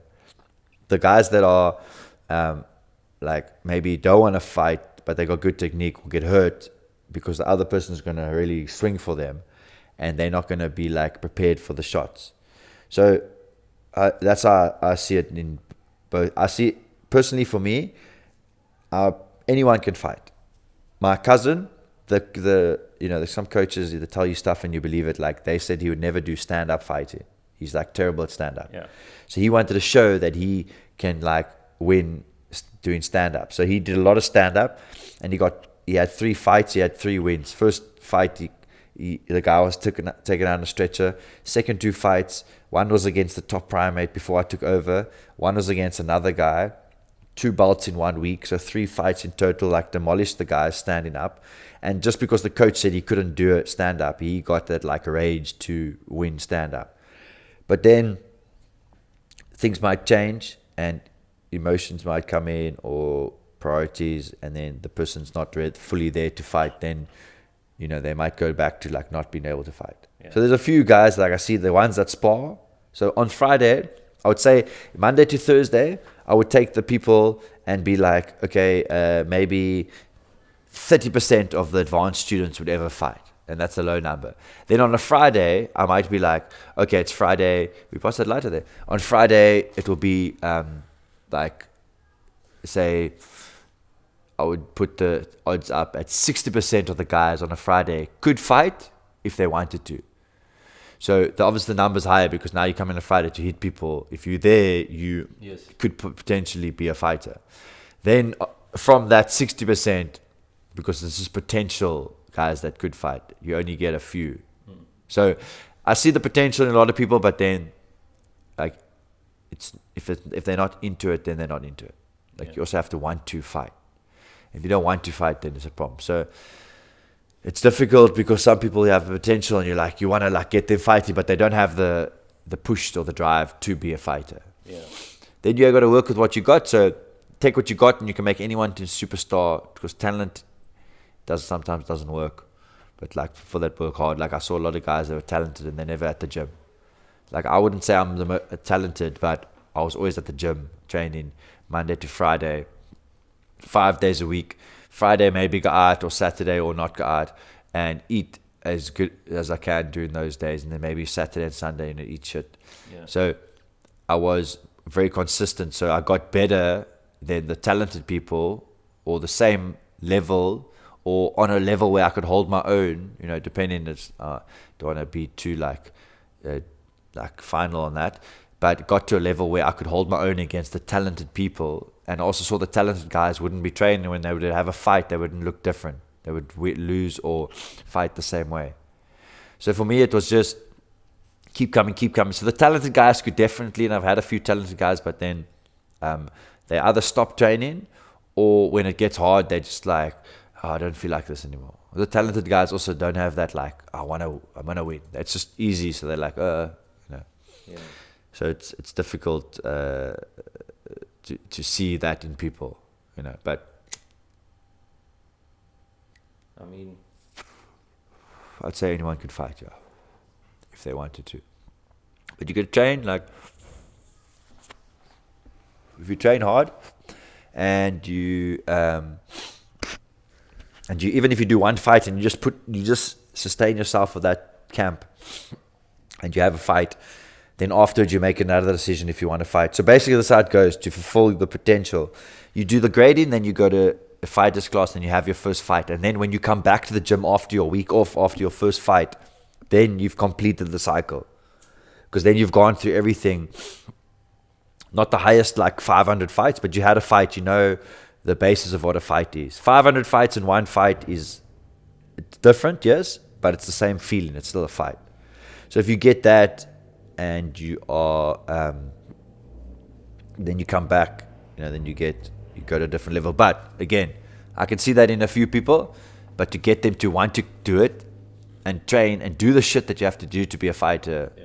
I've seen it. I don't know if you've seen a few fighters at the gym like come and go, and then like sometimes they make cucks. I'm like, I can't train you anymore. Or they lie or some, I don't know, bullshit. My example, like when I came there and now my opportunities at work got a bit better.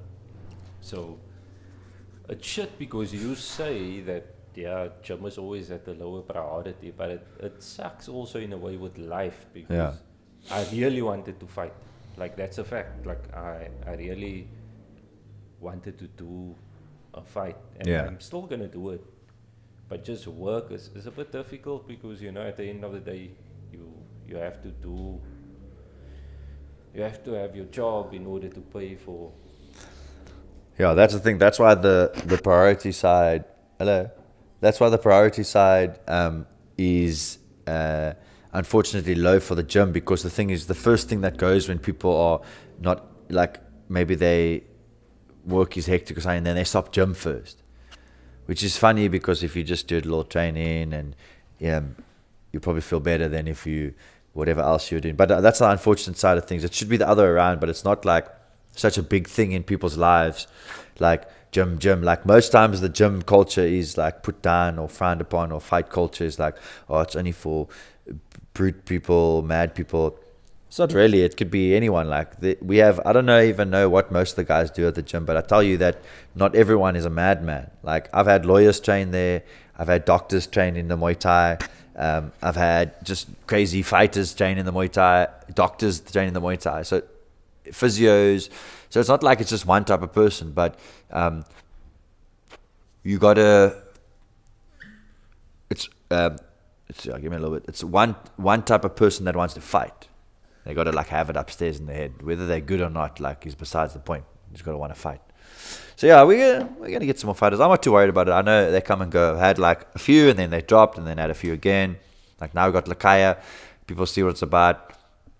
There was one or two guys that started, but then again, bumpy road. They couldn't make it. Like payment issues, or moved, or transport issues, and they were like looking to fight. So it's like it comes and goes. It's unfortunate, but yeah. I mean, the one thing for me, what I enjoyed with fighters is all the pads. That was like liquor. Yeah. Like one thing. Yeah. Just getting that person to smash you. You get like you also got to sync up with the pads, and then you hold the perfect hold, and then the person kicks perfect, and you get that like sound. And that's like what you're aiming for, but it takes like a long time because the pad holder must be good. Yeah. And on top of it, the Muay Thai archers must be good. And for both of those people to be good, it has to be a few years. So you take a while. So to find a good pad holder and a boxer that can go on the pads is difficult. So what I do is like, it's not because some people are like, oh, just being a stupid or an ass. I do not really necessarily hold for people that are beginners anymore. Unless like I have to, because I find that there's more work. They can do more work going on the air and bag and doing the technique rather for a few months than me holding on the pad, and maybe they kick me and they hurt themselves. So what I do, if I hold pads now, I only really hold for the guys that are like that I can hold for nicely, and then I let like you or Lakaya were holding for the guys that are a little bit less, and then so on. And then the other people that don't come on a Friday, they hold for each other in class because they're the worst pad holders because they only do it so little. Friday pad holders are a little better, and so on. And guys that spar on a Friday are a little better. Yeah. But I want to like hold, like, it's like, I don't want to, if you're a fighter and you're pro, you can't fight amateur, but you also don't want to fight an amateur because now you're pro. Like, well, what's the challenge? So I want to hold for like the top guys and like get that small percentage better. And then slowly but surely the guys that are at the bottom, if they really put their mind to it, then they get to the level where they're good on the pads and so on. like for me, my confidence grew when you told me, come, hold for me. Then I was like, shit, I'm holding for the coach, you know? Yeah. So, Yeah, it's like I let the guys hold for me so I can like clean up smaller things so that you can hold better for a better person. My thing is also for the martial arts, it must be a balance. So there's a guy that, Joe Rogan always talks about him. He's got him tattooed on his arm. It's like a Japanese philosopher, samurai. He always talks about balance, and I also try to give that in the Muay Thai. So how I do it is, I got two ways. I'll give you guys as much rope as you need to hang yourself. So if you keep going hard, I'll let you guard, then I'll fucking hit you, like body or leg shot. So the same within the Muay Thai. As far as you want to take it, then I'll give you more. So if you want to hold pads, then we will work and get the balance of the pads. You should be able to do everything. Stretch yourself, warm yourself up, shadow yourself, check yourself for mistakes, and hold pads. Yeah. And be able to correct the person on the pads while holding for them.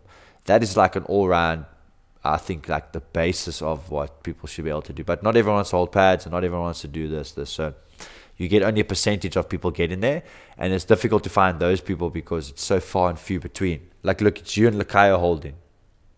No one else is holding, you know? Like, so, yeah. You won't understand how I felt joy just seeing myself holding pads, you know? Yeah.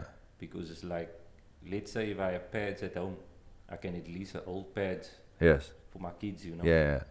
So it's a nice thing to do, and also it levels you up. Like, I can tell you, for me, I feel like my sparring is more shit now, not being in fighters than in advance, because I don't get that every day. I'm in contact with somebody. Exactly. I'm on the bag, or I'm just a little bit with someone. But the thing is, what you've done is, I always, like, you have a look at it like the pyramid, you look at it in different ways. My thing is, like, for me, didn't want to fight forever. I wanted to just fight. I wanted to teach, and I wanted to get really good at the technique of the Muay Thai. So fighting would, for me, logically, was the best and fastest way, not the easiest, but the best and fastest way to get better technique. I could have gone to the advanced class, but then you don't learn everything as it should be. You learn it like half because you don't want to get hurt or hurt the other person.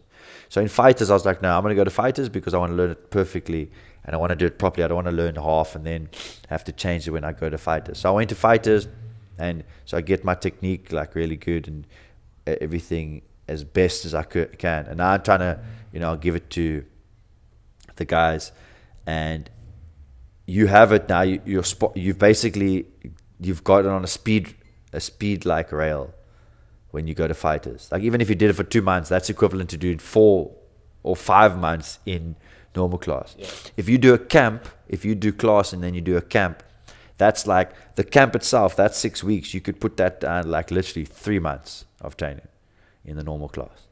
So you just basically fast forwarded your Muay Thai a little bit, and now it's a little bit slower, but you get to work on other things. Yeah. And if you ever came back to fighters, you would see that your technique is better because now you've done the other aspect of just drilling slowly, getting your control up, being consistent, not trying to win or get anything right, just do the move. Yeah. Like for me speaking, like for myself, like last week you told me, like, so now we're treating each other, you were in fighters, you should do better. I go home, I'm like, you're right. You know what I mean? Yeah. Like, then I went home and I thought, like, what was wrong with myself there? You know what? My volume of strikes wasn't as much as what it was supposed to be, Yeah. And my reaction time and stuff wasn't as good as what it's supposed to be. You have to, if you go from fighters to advanced, another thing you have to learn is to push yourself. Yeah. So if the coach wants 50, you have to do it the fastest, the hardest, and be first, because you already were in fighters. So again, when I'm not at the gym, I don't see myself the coach. If you guys ask me something, I'll tell you, but I'm not going to shout at you or say, hey, what are you doing?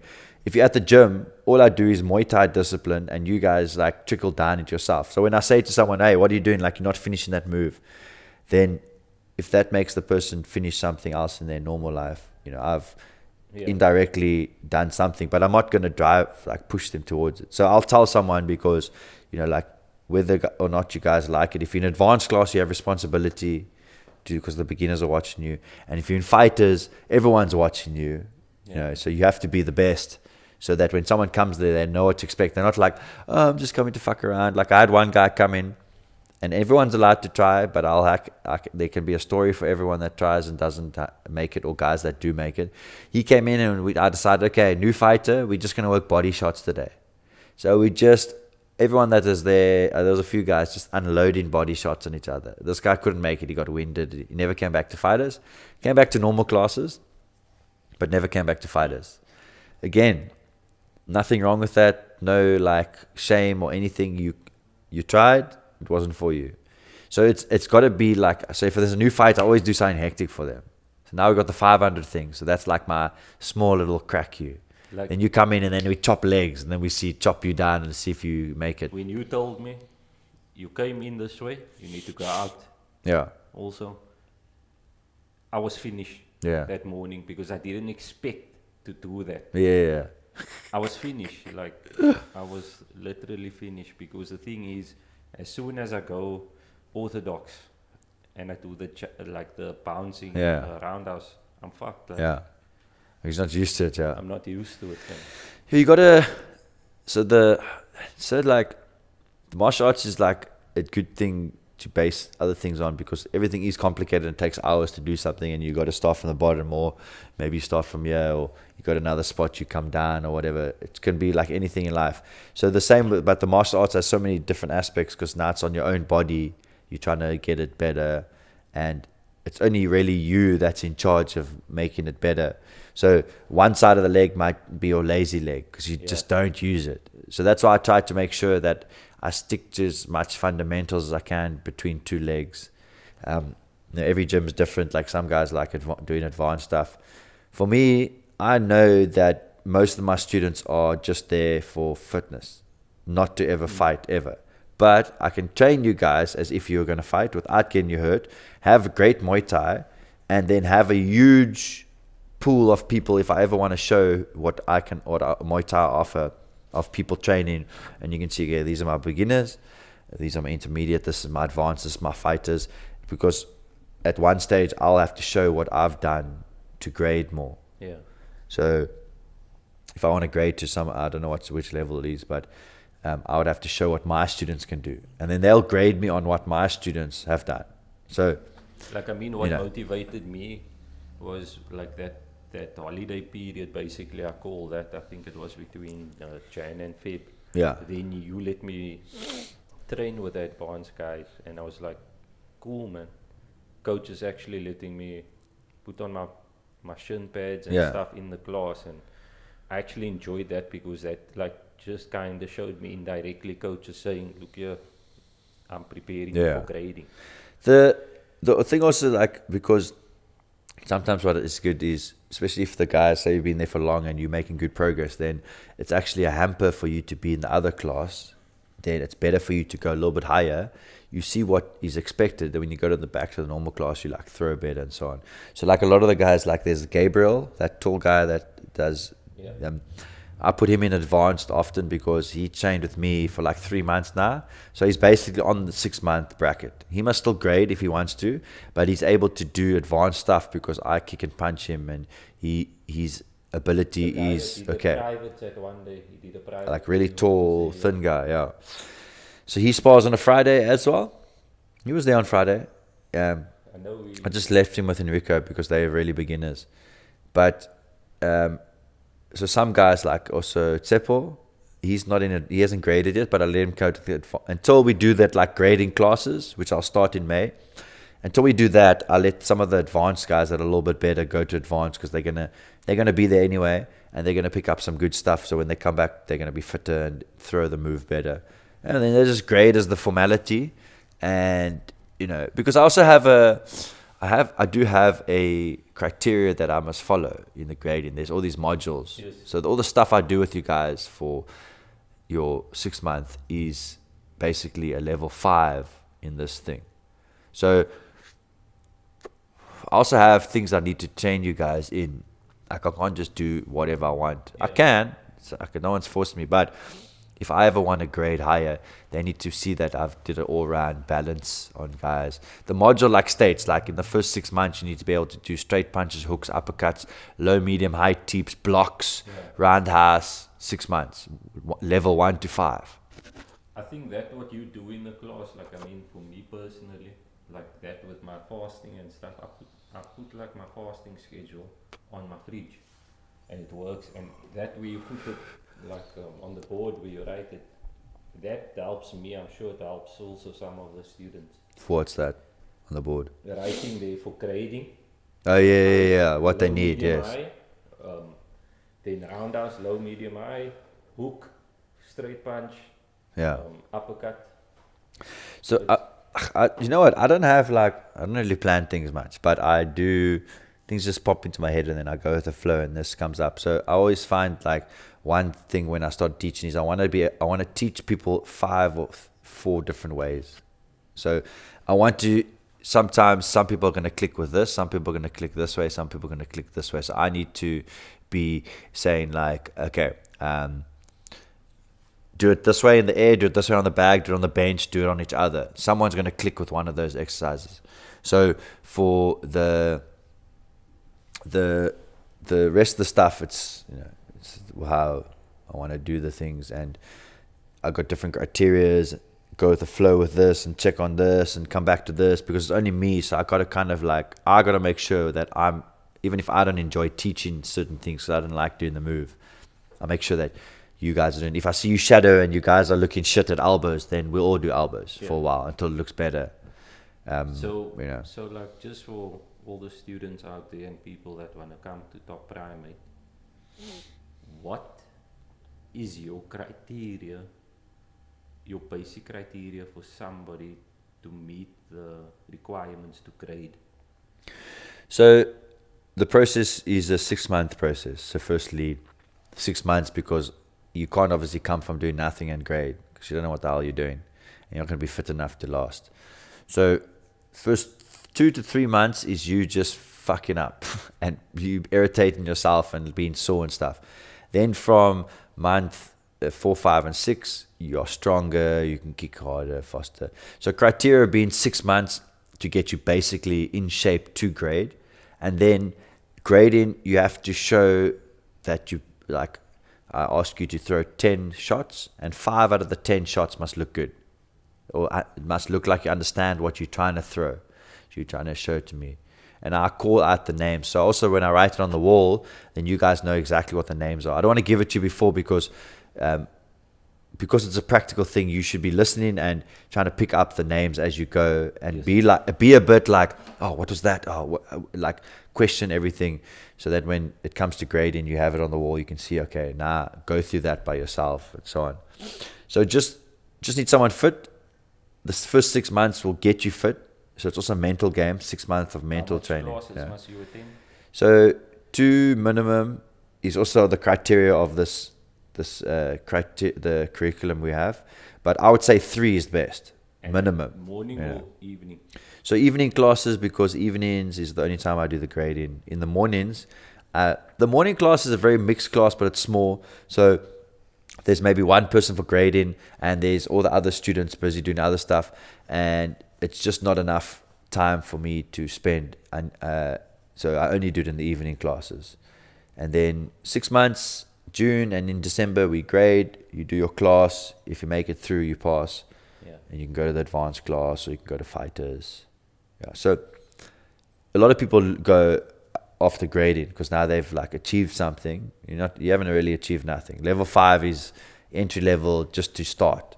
So some people leave after grading, which is sad because you see like there's a lot of grading people and then look how many advanced there is. There's like, you guys are like 10 and I've had at the gym for like almost 5-6 years, which means I've done 10 to 12 grading classes of at least 5 to 8 people, and there's only that many advanced people. So some people just leave. I mean, like in my grading, I can't remember how much people were there, but I can't even remember. 3. Yeah. I see Were you with Jean? And me? No. Jean was, I think, before you. Jean and Duncan. Before you? I was after Jean and Okay, Duncan. Yes. I only see Keenan and Yash. Yash. And Sheldon, she also was she in your No, Sheldon was the girl Sheldon. Boy Sheldon. Was he with you? He was with Okay. me. Yeah, look at Sheldon. He had to go back home to Zimbabwe, so he might come back. But He was also sneaky with, I was trying to figure him out. Why is he getting me with the kicks? Yeah, he's quite good. Front kicks. Yeah. He's quite flexible. Yeah. He had some good kicks on him, and he was quite good. He had the in-house. He did the in-house a few times. The in-house is good. Like, if you don't want to fight and you do the in-house, you get like a very better understanding of the Muay Thai, which is nice. So the guys that I see that if you're in-house, you fast forward in your abilities by like a month at least. I would say a month, because if you go 3 rounds of 3 minutes, you get in at least built up to a month worth of just being in class and going light and so on with each other. You know how fast you need to be, you know how tired you get. So it's good. Like, that's why I used to, when I was fighting, I just fight as many fights as I could. No, that's why it was nice. Like, I mean, even me getting involved just with the time, it's a big thing for me, helping out with the in-house. So. Yeah, we got like, also for, it's all, like, as I said, I just go with the flow of things and it turns into something bigger and that I've already prepped for. So the prepping with you guys, with the in-house, and getting someone maybe on the clock, or this person with the water, this person in the ring. I want to have fight nights at the gym, put a ring in, and then have fight nights there as well. So like have our own promotion. And we obviously use the people from our own gym. So if we have a fight night, then I might get guys that help me on the in-house. Yeah. Okay, I need to do this. You need to help this person in the back there. Okay, you're going to be on, say, the clock, or you're going to be checking this on this person or whatever. So it's also prep work in future. So even if you never use it, if you guys never fight, you've at least trained, so that if you join fighters, I don't have to change much. I just have to train you harder. You guys help me with the in-house. Then when a real house fight comes and I ask you to do X, Y, Z, you already know, like, because you've done some stuff. If you're in the corner, then again, if I say, hey, I need this done because I'm busy with this, like, the guys know. So it's good to dilute all the responsibility, and also to grow the Muay Thai. The bigger Muay Thai gets, the better for all of us. So how is it, like, how has Muay Thai grown since you've been? Because that was one of the questions I wanted to ask you. So since when though? Since you started. So when I started at Dragon Power, again, like, Dragon Power was doing the Muay Thai, and then I don't know the political things of it, and I call it political because any drama that goes on is like political drama to me, like, just as a slang, So there was issues that this gym couldn't fight with this gym, you weren't allowed to fight with this gym, so it was a mission. So at that time, there was a lot of kickboxing, and then on Muay Thai side, not everyone was doing Muay Thai. Then kickboxing took over because no one was doing Muay Thai because they couldn't host events. Then we had another organization start here in South Africa, and then we were allowed to have events, and now Muay Thai has grown to most gyms are doing Muay Thai instead of kickboxing. So at the moment now, Muay Thai is probably at its biggest it's ever been. And that's not even that big because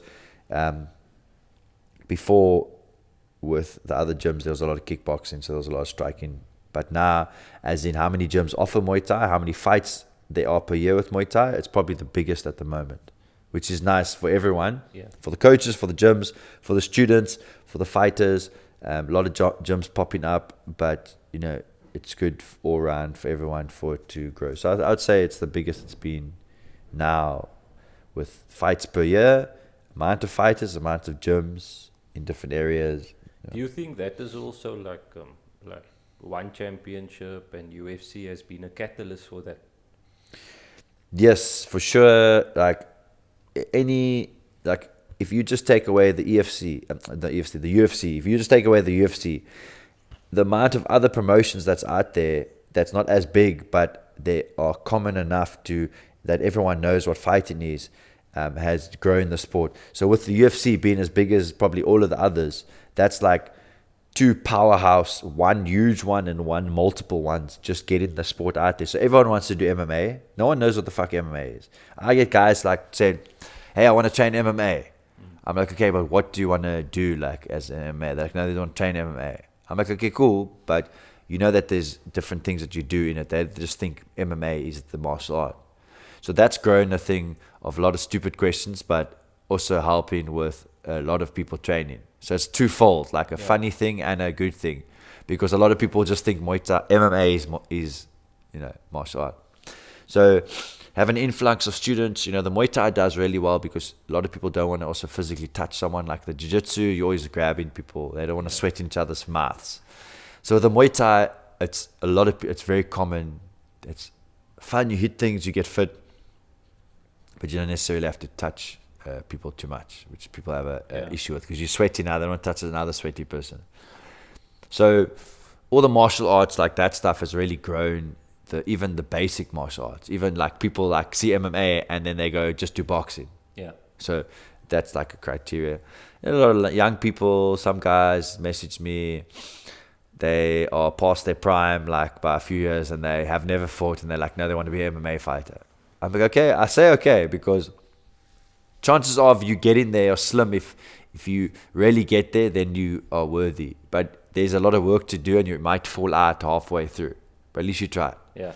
So it's grown in people like that, and it's also grown in people that are now doing it for a living, fighting and so on. Muay Thai by itself, you probably can't make a living on yet unless you really fucking good at promoting yourself, because you got to get a sponsor, you got to have a gym, you got to like have a camp, a coach that trains you, that can put in the time, and then you got to fight often and win, get the prize money. So sometimes the guys are training here and they go to Thailand, they get money. So all-round growth is good. On the Muay Thai side, Jiu-Jitsu, it's slowly coming up. It's a different sport. Again, you have to like that type of thing. Muay Thai is just easier for people to grab a hold of and do. So yeah, I think it's exploding a bit. Not a bit, a lot. But exploding more now because of one championship with their one fights of Muay Thai. Now more people are seeing what Muay Thai is. They think if they see people in the cage and they just do Muay Thai, they think that's MMA. Now they're like seeing that every time they see it, they're like, oh, this is fucking, what's this name here? Muay Thai. Oh, it's Muay Thai. And they go maybe check it and they say, oh, this is a fucking animal sport. Fucking kill each other here and go for it. And then, so Muay Thai is being spoken about more, I think, as well, with the one championship fights. Because the UFC is cool, but I also don't like martial artists that do martial arts that aren't martial artists. They're not outside of everything their asses. Like, I'm not a coach outside the gym, but I'm still like, I still try to be polite as I can. I don't look for fights. Like, I'll say hello to people. I'll say, like, I won't be rude to people. Like, you're a martial artist. Some fucking MMA fighters will just do, and not only MMA fighters, just any fighter. They'll go out, make cuck and fucking be bastards outside the gym. No discipline, no respect for no one. I'd like to see somebody just do cuck with you. I'd like to spectate. Someone stole my phone once, and as he pulled it out of my pocket, I grabbed him, and I'm assuming because it sounds like logical, he gave it to his friend, because I grabbed the person that was right in front of me that pulled the phone out of my pocket, and I saw him pull it out, but I didn't see what he did with it. So when I grabbed him, then I checked him out, like tried to grab my phone, and you got to be careful with the story. So allegedly I beat his ass because I was like, okay, look, if you don't have my phone, then I'm gonna have to take it out of you. So allegedly I took it out of him because I was like, look, my phone's gone. Yeah. Someone's gonna take it.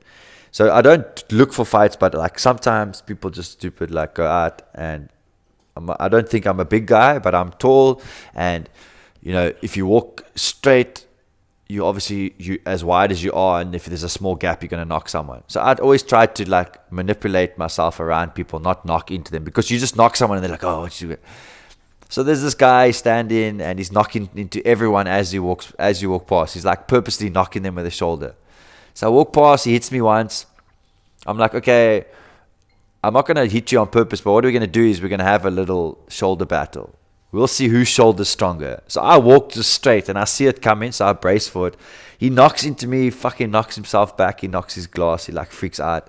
So I just prefer to do, maybe that's a bit more on like antagonist, and I'm like being an antagonist, but I don't look for trouble. But if you swing at me, I'm gonna swing at you. Like some oak, like he hit me with something. Fucking did a spinning back elbow on the spot. I just missed him. I hit his glass out of his hand. I was like, okay, like I haven't been working spinning elbows for that long. So, but yeah, so I don't look for fights. But if it does start, I'm not gonna go mental, but I'm not gonna like run. I will like stand my ground, and if it comes to swinging, we'll swing. But I don't like to. It's not fun for me personally. Did you have a confrontation? A long time ago, because I would be at so before I met my wife, we obviously were friends and so on, but I was going out and she was actually my mom's friend first, and then we met and blah, blah, blah. But before that, when I was going out with some other friends, we like drink or to the club, then people like random people would just do stuff. Like one night, it was only when I went, look, this is the thing, when you go out and drink, it's always going to happen. It's the odds of it happening is higher. But the odds of it happening to some of, like, I would see my friends when we were out, it would never happen to them, but then it would happen to me a lot. Like the one night, someone headbutted me, the same guy headbutted me twice, and some other guy at the bar when I was ordering a drink, I turned around and he was, I think he was from Joburg, he's like, saying, I'm tall, like, oh, you know you're tall, you must act tall, like, and he hit me in the nuts, and I had 2 drinks in my hand. So, and that was on the same night. And the other guy, I was talking to someone, he's like, oh, he does jiu-jitsu, he's a purple belt, and he headbutts me. And I'm like, okay, dude, like, I'm talking to my friend here, headbutts me again. I said, yay, fucking chill yourself. And I didn't do anything to any of these people. So, it also takes me a little time. So that's probably the last confrontation. At the gym, I've had like a small issue with people going too hard. One French dude, he thought I was saying he must go hard. So he was going hard. And then I was tuning him the whole time. He just thought I was saying go hard the whole time. So I had my brother that speaks French tell him, listen, you fucking can't go hard here, you bastard. Because he was going like a madman. So that confrontation side at the gym, and then confrontation when I'm out. But I always keep my eye out if like someone like is doing suspiciously, like walking close to me, like I'll check, I'll stop, I'll move, I'll change my direction, or because I did like arm response as well, so you like get into like security mode. And one night, someone put both his hands in my pockets, so I grabbed his wrist and I just held onto him, and I look in my shoulder. I'm like, "What's up, man?" He's like, "No, nothing." But now he's like on my back because I'm holding onto him. I'm like, "What you doing?" He's like, "No, nothing." I'm like, "Your hands are in my pocket." He's like, "No, they're not." And my cell phone and my wallet was in my front pockets because I was like, okay, I'm going to slip them out the back. And then I just held him, and then he let go and he like pulled his hands out and he left.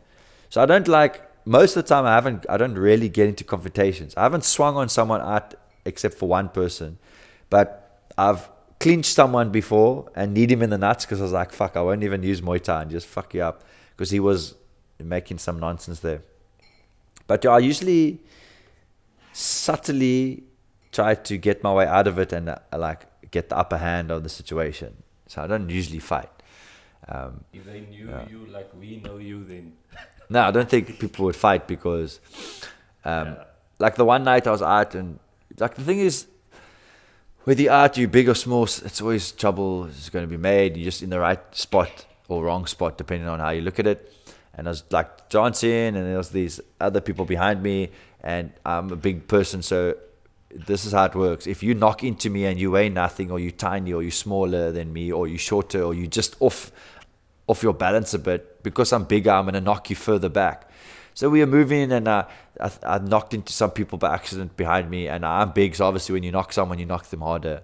And then it was a group of girls, and they started shouting at us, and like this, like going mental, because we pushed into them and they pushed into us, but because when they pushed, they like couldn't move us. I don't know what their vibe was. Then this other guy like came to be their hero. So I was like, fuck you. I put a bottle in my back pocket and I was just chilling, like he was like up in my face, like, oh, you can't do this to the girls. I said, listen, you don't even know what was going on here. I had this bottle here, and there was like a whole confrontation. We didn't do anything because he left, like it all went like settled. And then I went to the bar and I bought a drink for myself and him, and I made sure the girls that he was defending saw us make up. So they were so pissed. So I tried to not have an issue with the person. I couldn't make nice with them because they weren't happy, but kind of like that's probably like making more cuck, because now like I pissed them off on purpose to go talk to this guy. But yeah, I don't usually get into confrontations. A lot of people, if they do something, like if they push you or something, and you just like what, then they back down. Yeah, it's usually like the bullies that do the cuck. Yeah. But if you do something, then they're like, oh, wow, dude, there's a mistake, man. I wasn't like, so fuck it, let's leave it. Because I think like more people want to fight now because I think they watch MMA and they think they can fight. Well, they think they can. Yeah. Look, I will give you this. I don't know what the percentage is, and I don't think it's very high, but I would say there's definitely people that could fight. Like if you took all the people that think they can fight by watching it, you'll definitely see some potential in some of the people that just watched it, versus the bigger percentage of idiots that can't do any fighting, and they swing, maybe have their eyes closed, or they see something crazy and they try and do it, and by luck it lands. That also is thrown into the criteria, because some can be really shit and throw some mad spin bullshit that they saw and knock someone out. Yeah. So I would say the percentage is low of people that could fight after just watching it, but it's not impossible for them to do something. It just depends who they go against as well. Like I'd say the guys that can watch and just do something could go against your mediocre fighter and be okay. Like that's the level. But guys, when they want to train, they just want to like start, and they don't want to do the push-ups or the sit-ups or the crunches, or just keep your hands up for 2 minutes. Oh, but what about when we're going to do this? Yeah. Oh, well, fuck, I don't know how to teach you an adult already, so it's difficult to teach adults because they want to do X. Like I got a student, he's like, when are we going to do pads? I said, yeah, you got to fucking earn your spot with me and holding pads. Like you're not on the level for me to hold pads. You're not shit. You're going to kick me. And I don't want to be kicked. So yeah, I do that with them and so on and so on. Good job. So I think we can start closing up. So is there anything from your side you want to drop for us for the future? I think, just from my side, thanks for inviting me. Yeah, it's a pleasure. It was great talking to you. I think it's the longest I've spoken to you ever. It's great what you're doing in the gym. Thank you. I appreciate it. I may be talking on behalf of most students. Yeah. Thanks a lot for the effort you put in. Pleasure. And keep on the good work. I'm addicted to being at Top Primate. Yeah, that's good. It's my brand. Yeah. I own it. Yeah. I love it. That's good. And I'll continue to embrace your coaching, and I'll continue to be in the gym. Yeah. Whatever I can appreciate put it. in, I will. Yeah, I always put in for you guys. As I said, like as much as you come, I'll give you more. And I want that of where you actually feel like you get in something, because you get that like commercialized gym feeling where you go in and no one cares if you do the right or wrong thing. I also want to give you guys the same experience I got from it. So by doing that, my coaches were so hectic on the technique and fitness, so I give it to you guys. And if I have 1,000 students and 600 of them make something, that's a good percentage for me. I would have never seen them. And it's difficult to speak at the gym because you come in, lots of people maybe got 15 minutes before class, you still got the rest of your life. So that's why with the podcast, most of this, I'll probably get a lot of our students, and then that will build the whole gym itself. And it's a strong podcast to chat about because we already have something that we do together, to build up. And I mean, don't shave your head. Yeah. Hair like that because it's better. Coach with short hair. I always shave. I always shave. When I was fighting, I would always shave it off. Yeah. I had a long hair, and then it would be so long that it would like stab into my eyes when it got wet. So I shaved it off from then, and then I just kept shaving it. So I shave it sometimes because my wife doesn't like it. She says I look like a Russian.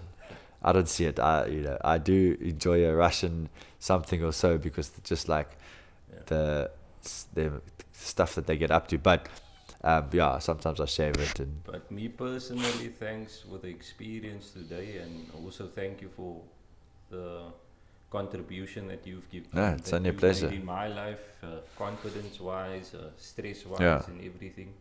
I appreciate it. That is why I'm still top primate. I like it. I promote it, I talk it, and I'll continue to live it. That's why if I give what I give, you guys seem to.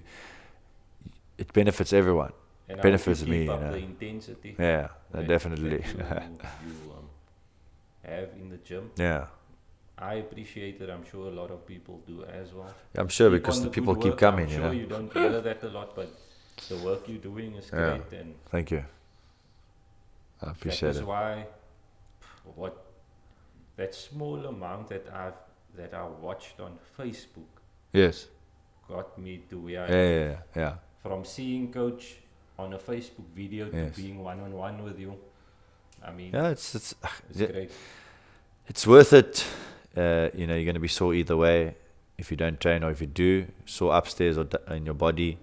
But it's not easy. But you still you still have all the other issues that normal people have, and you're able to train. You get a benefit from the training. Even on a shit day, you at least look like you at least healthy, and you got all the stuff. It can be a shit day sometimes, So I always try to give as much as I can at the gym, because I don't want anyone to feel left out. Because if they come into the gym, then they've done their part, and I want to keep everyone inclusive and have a good relationship with people. But it's not always easy to speak to people. So this is also cool, because now I've had 3 people that I've had the conversations with, mostly about Muay Thai, but just talking. Yeah. And then at the gym, things are better relationship wise with people, and so on and so on. So it really does work. No. And I thank you. That's all I can say. Yeah, it's a pleasure. You've changed my life. Yeah. I've lost 20 kgs because of top primate and you. Yeah. And I'll continue to do what I have to do in the gym good. and outside. Appreciate it. Lekker. It's a great place. Yeah. You feel like your family. Yeah, thank you. That's what I try to do. And we all your kids there, and continue to do what you're doing. And thank you. And Muhammad. But I mean, I haven't been in the jiu-jitsu, but I can just speak for the functional. To those out there listening to the podcast, do the functional, and then go to the Muay Thai, or do the Muay Thai straight, and do the jiu-jitsu as well if you want to. But you won't regret it. Yeah. It's close by, and the coaches are great, and the people are like family. So thanks, Coach. It's only a pleasure.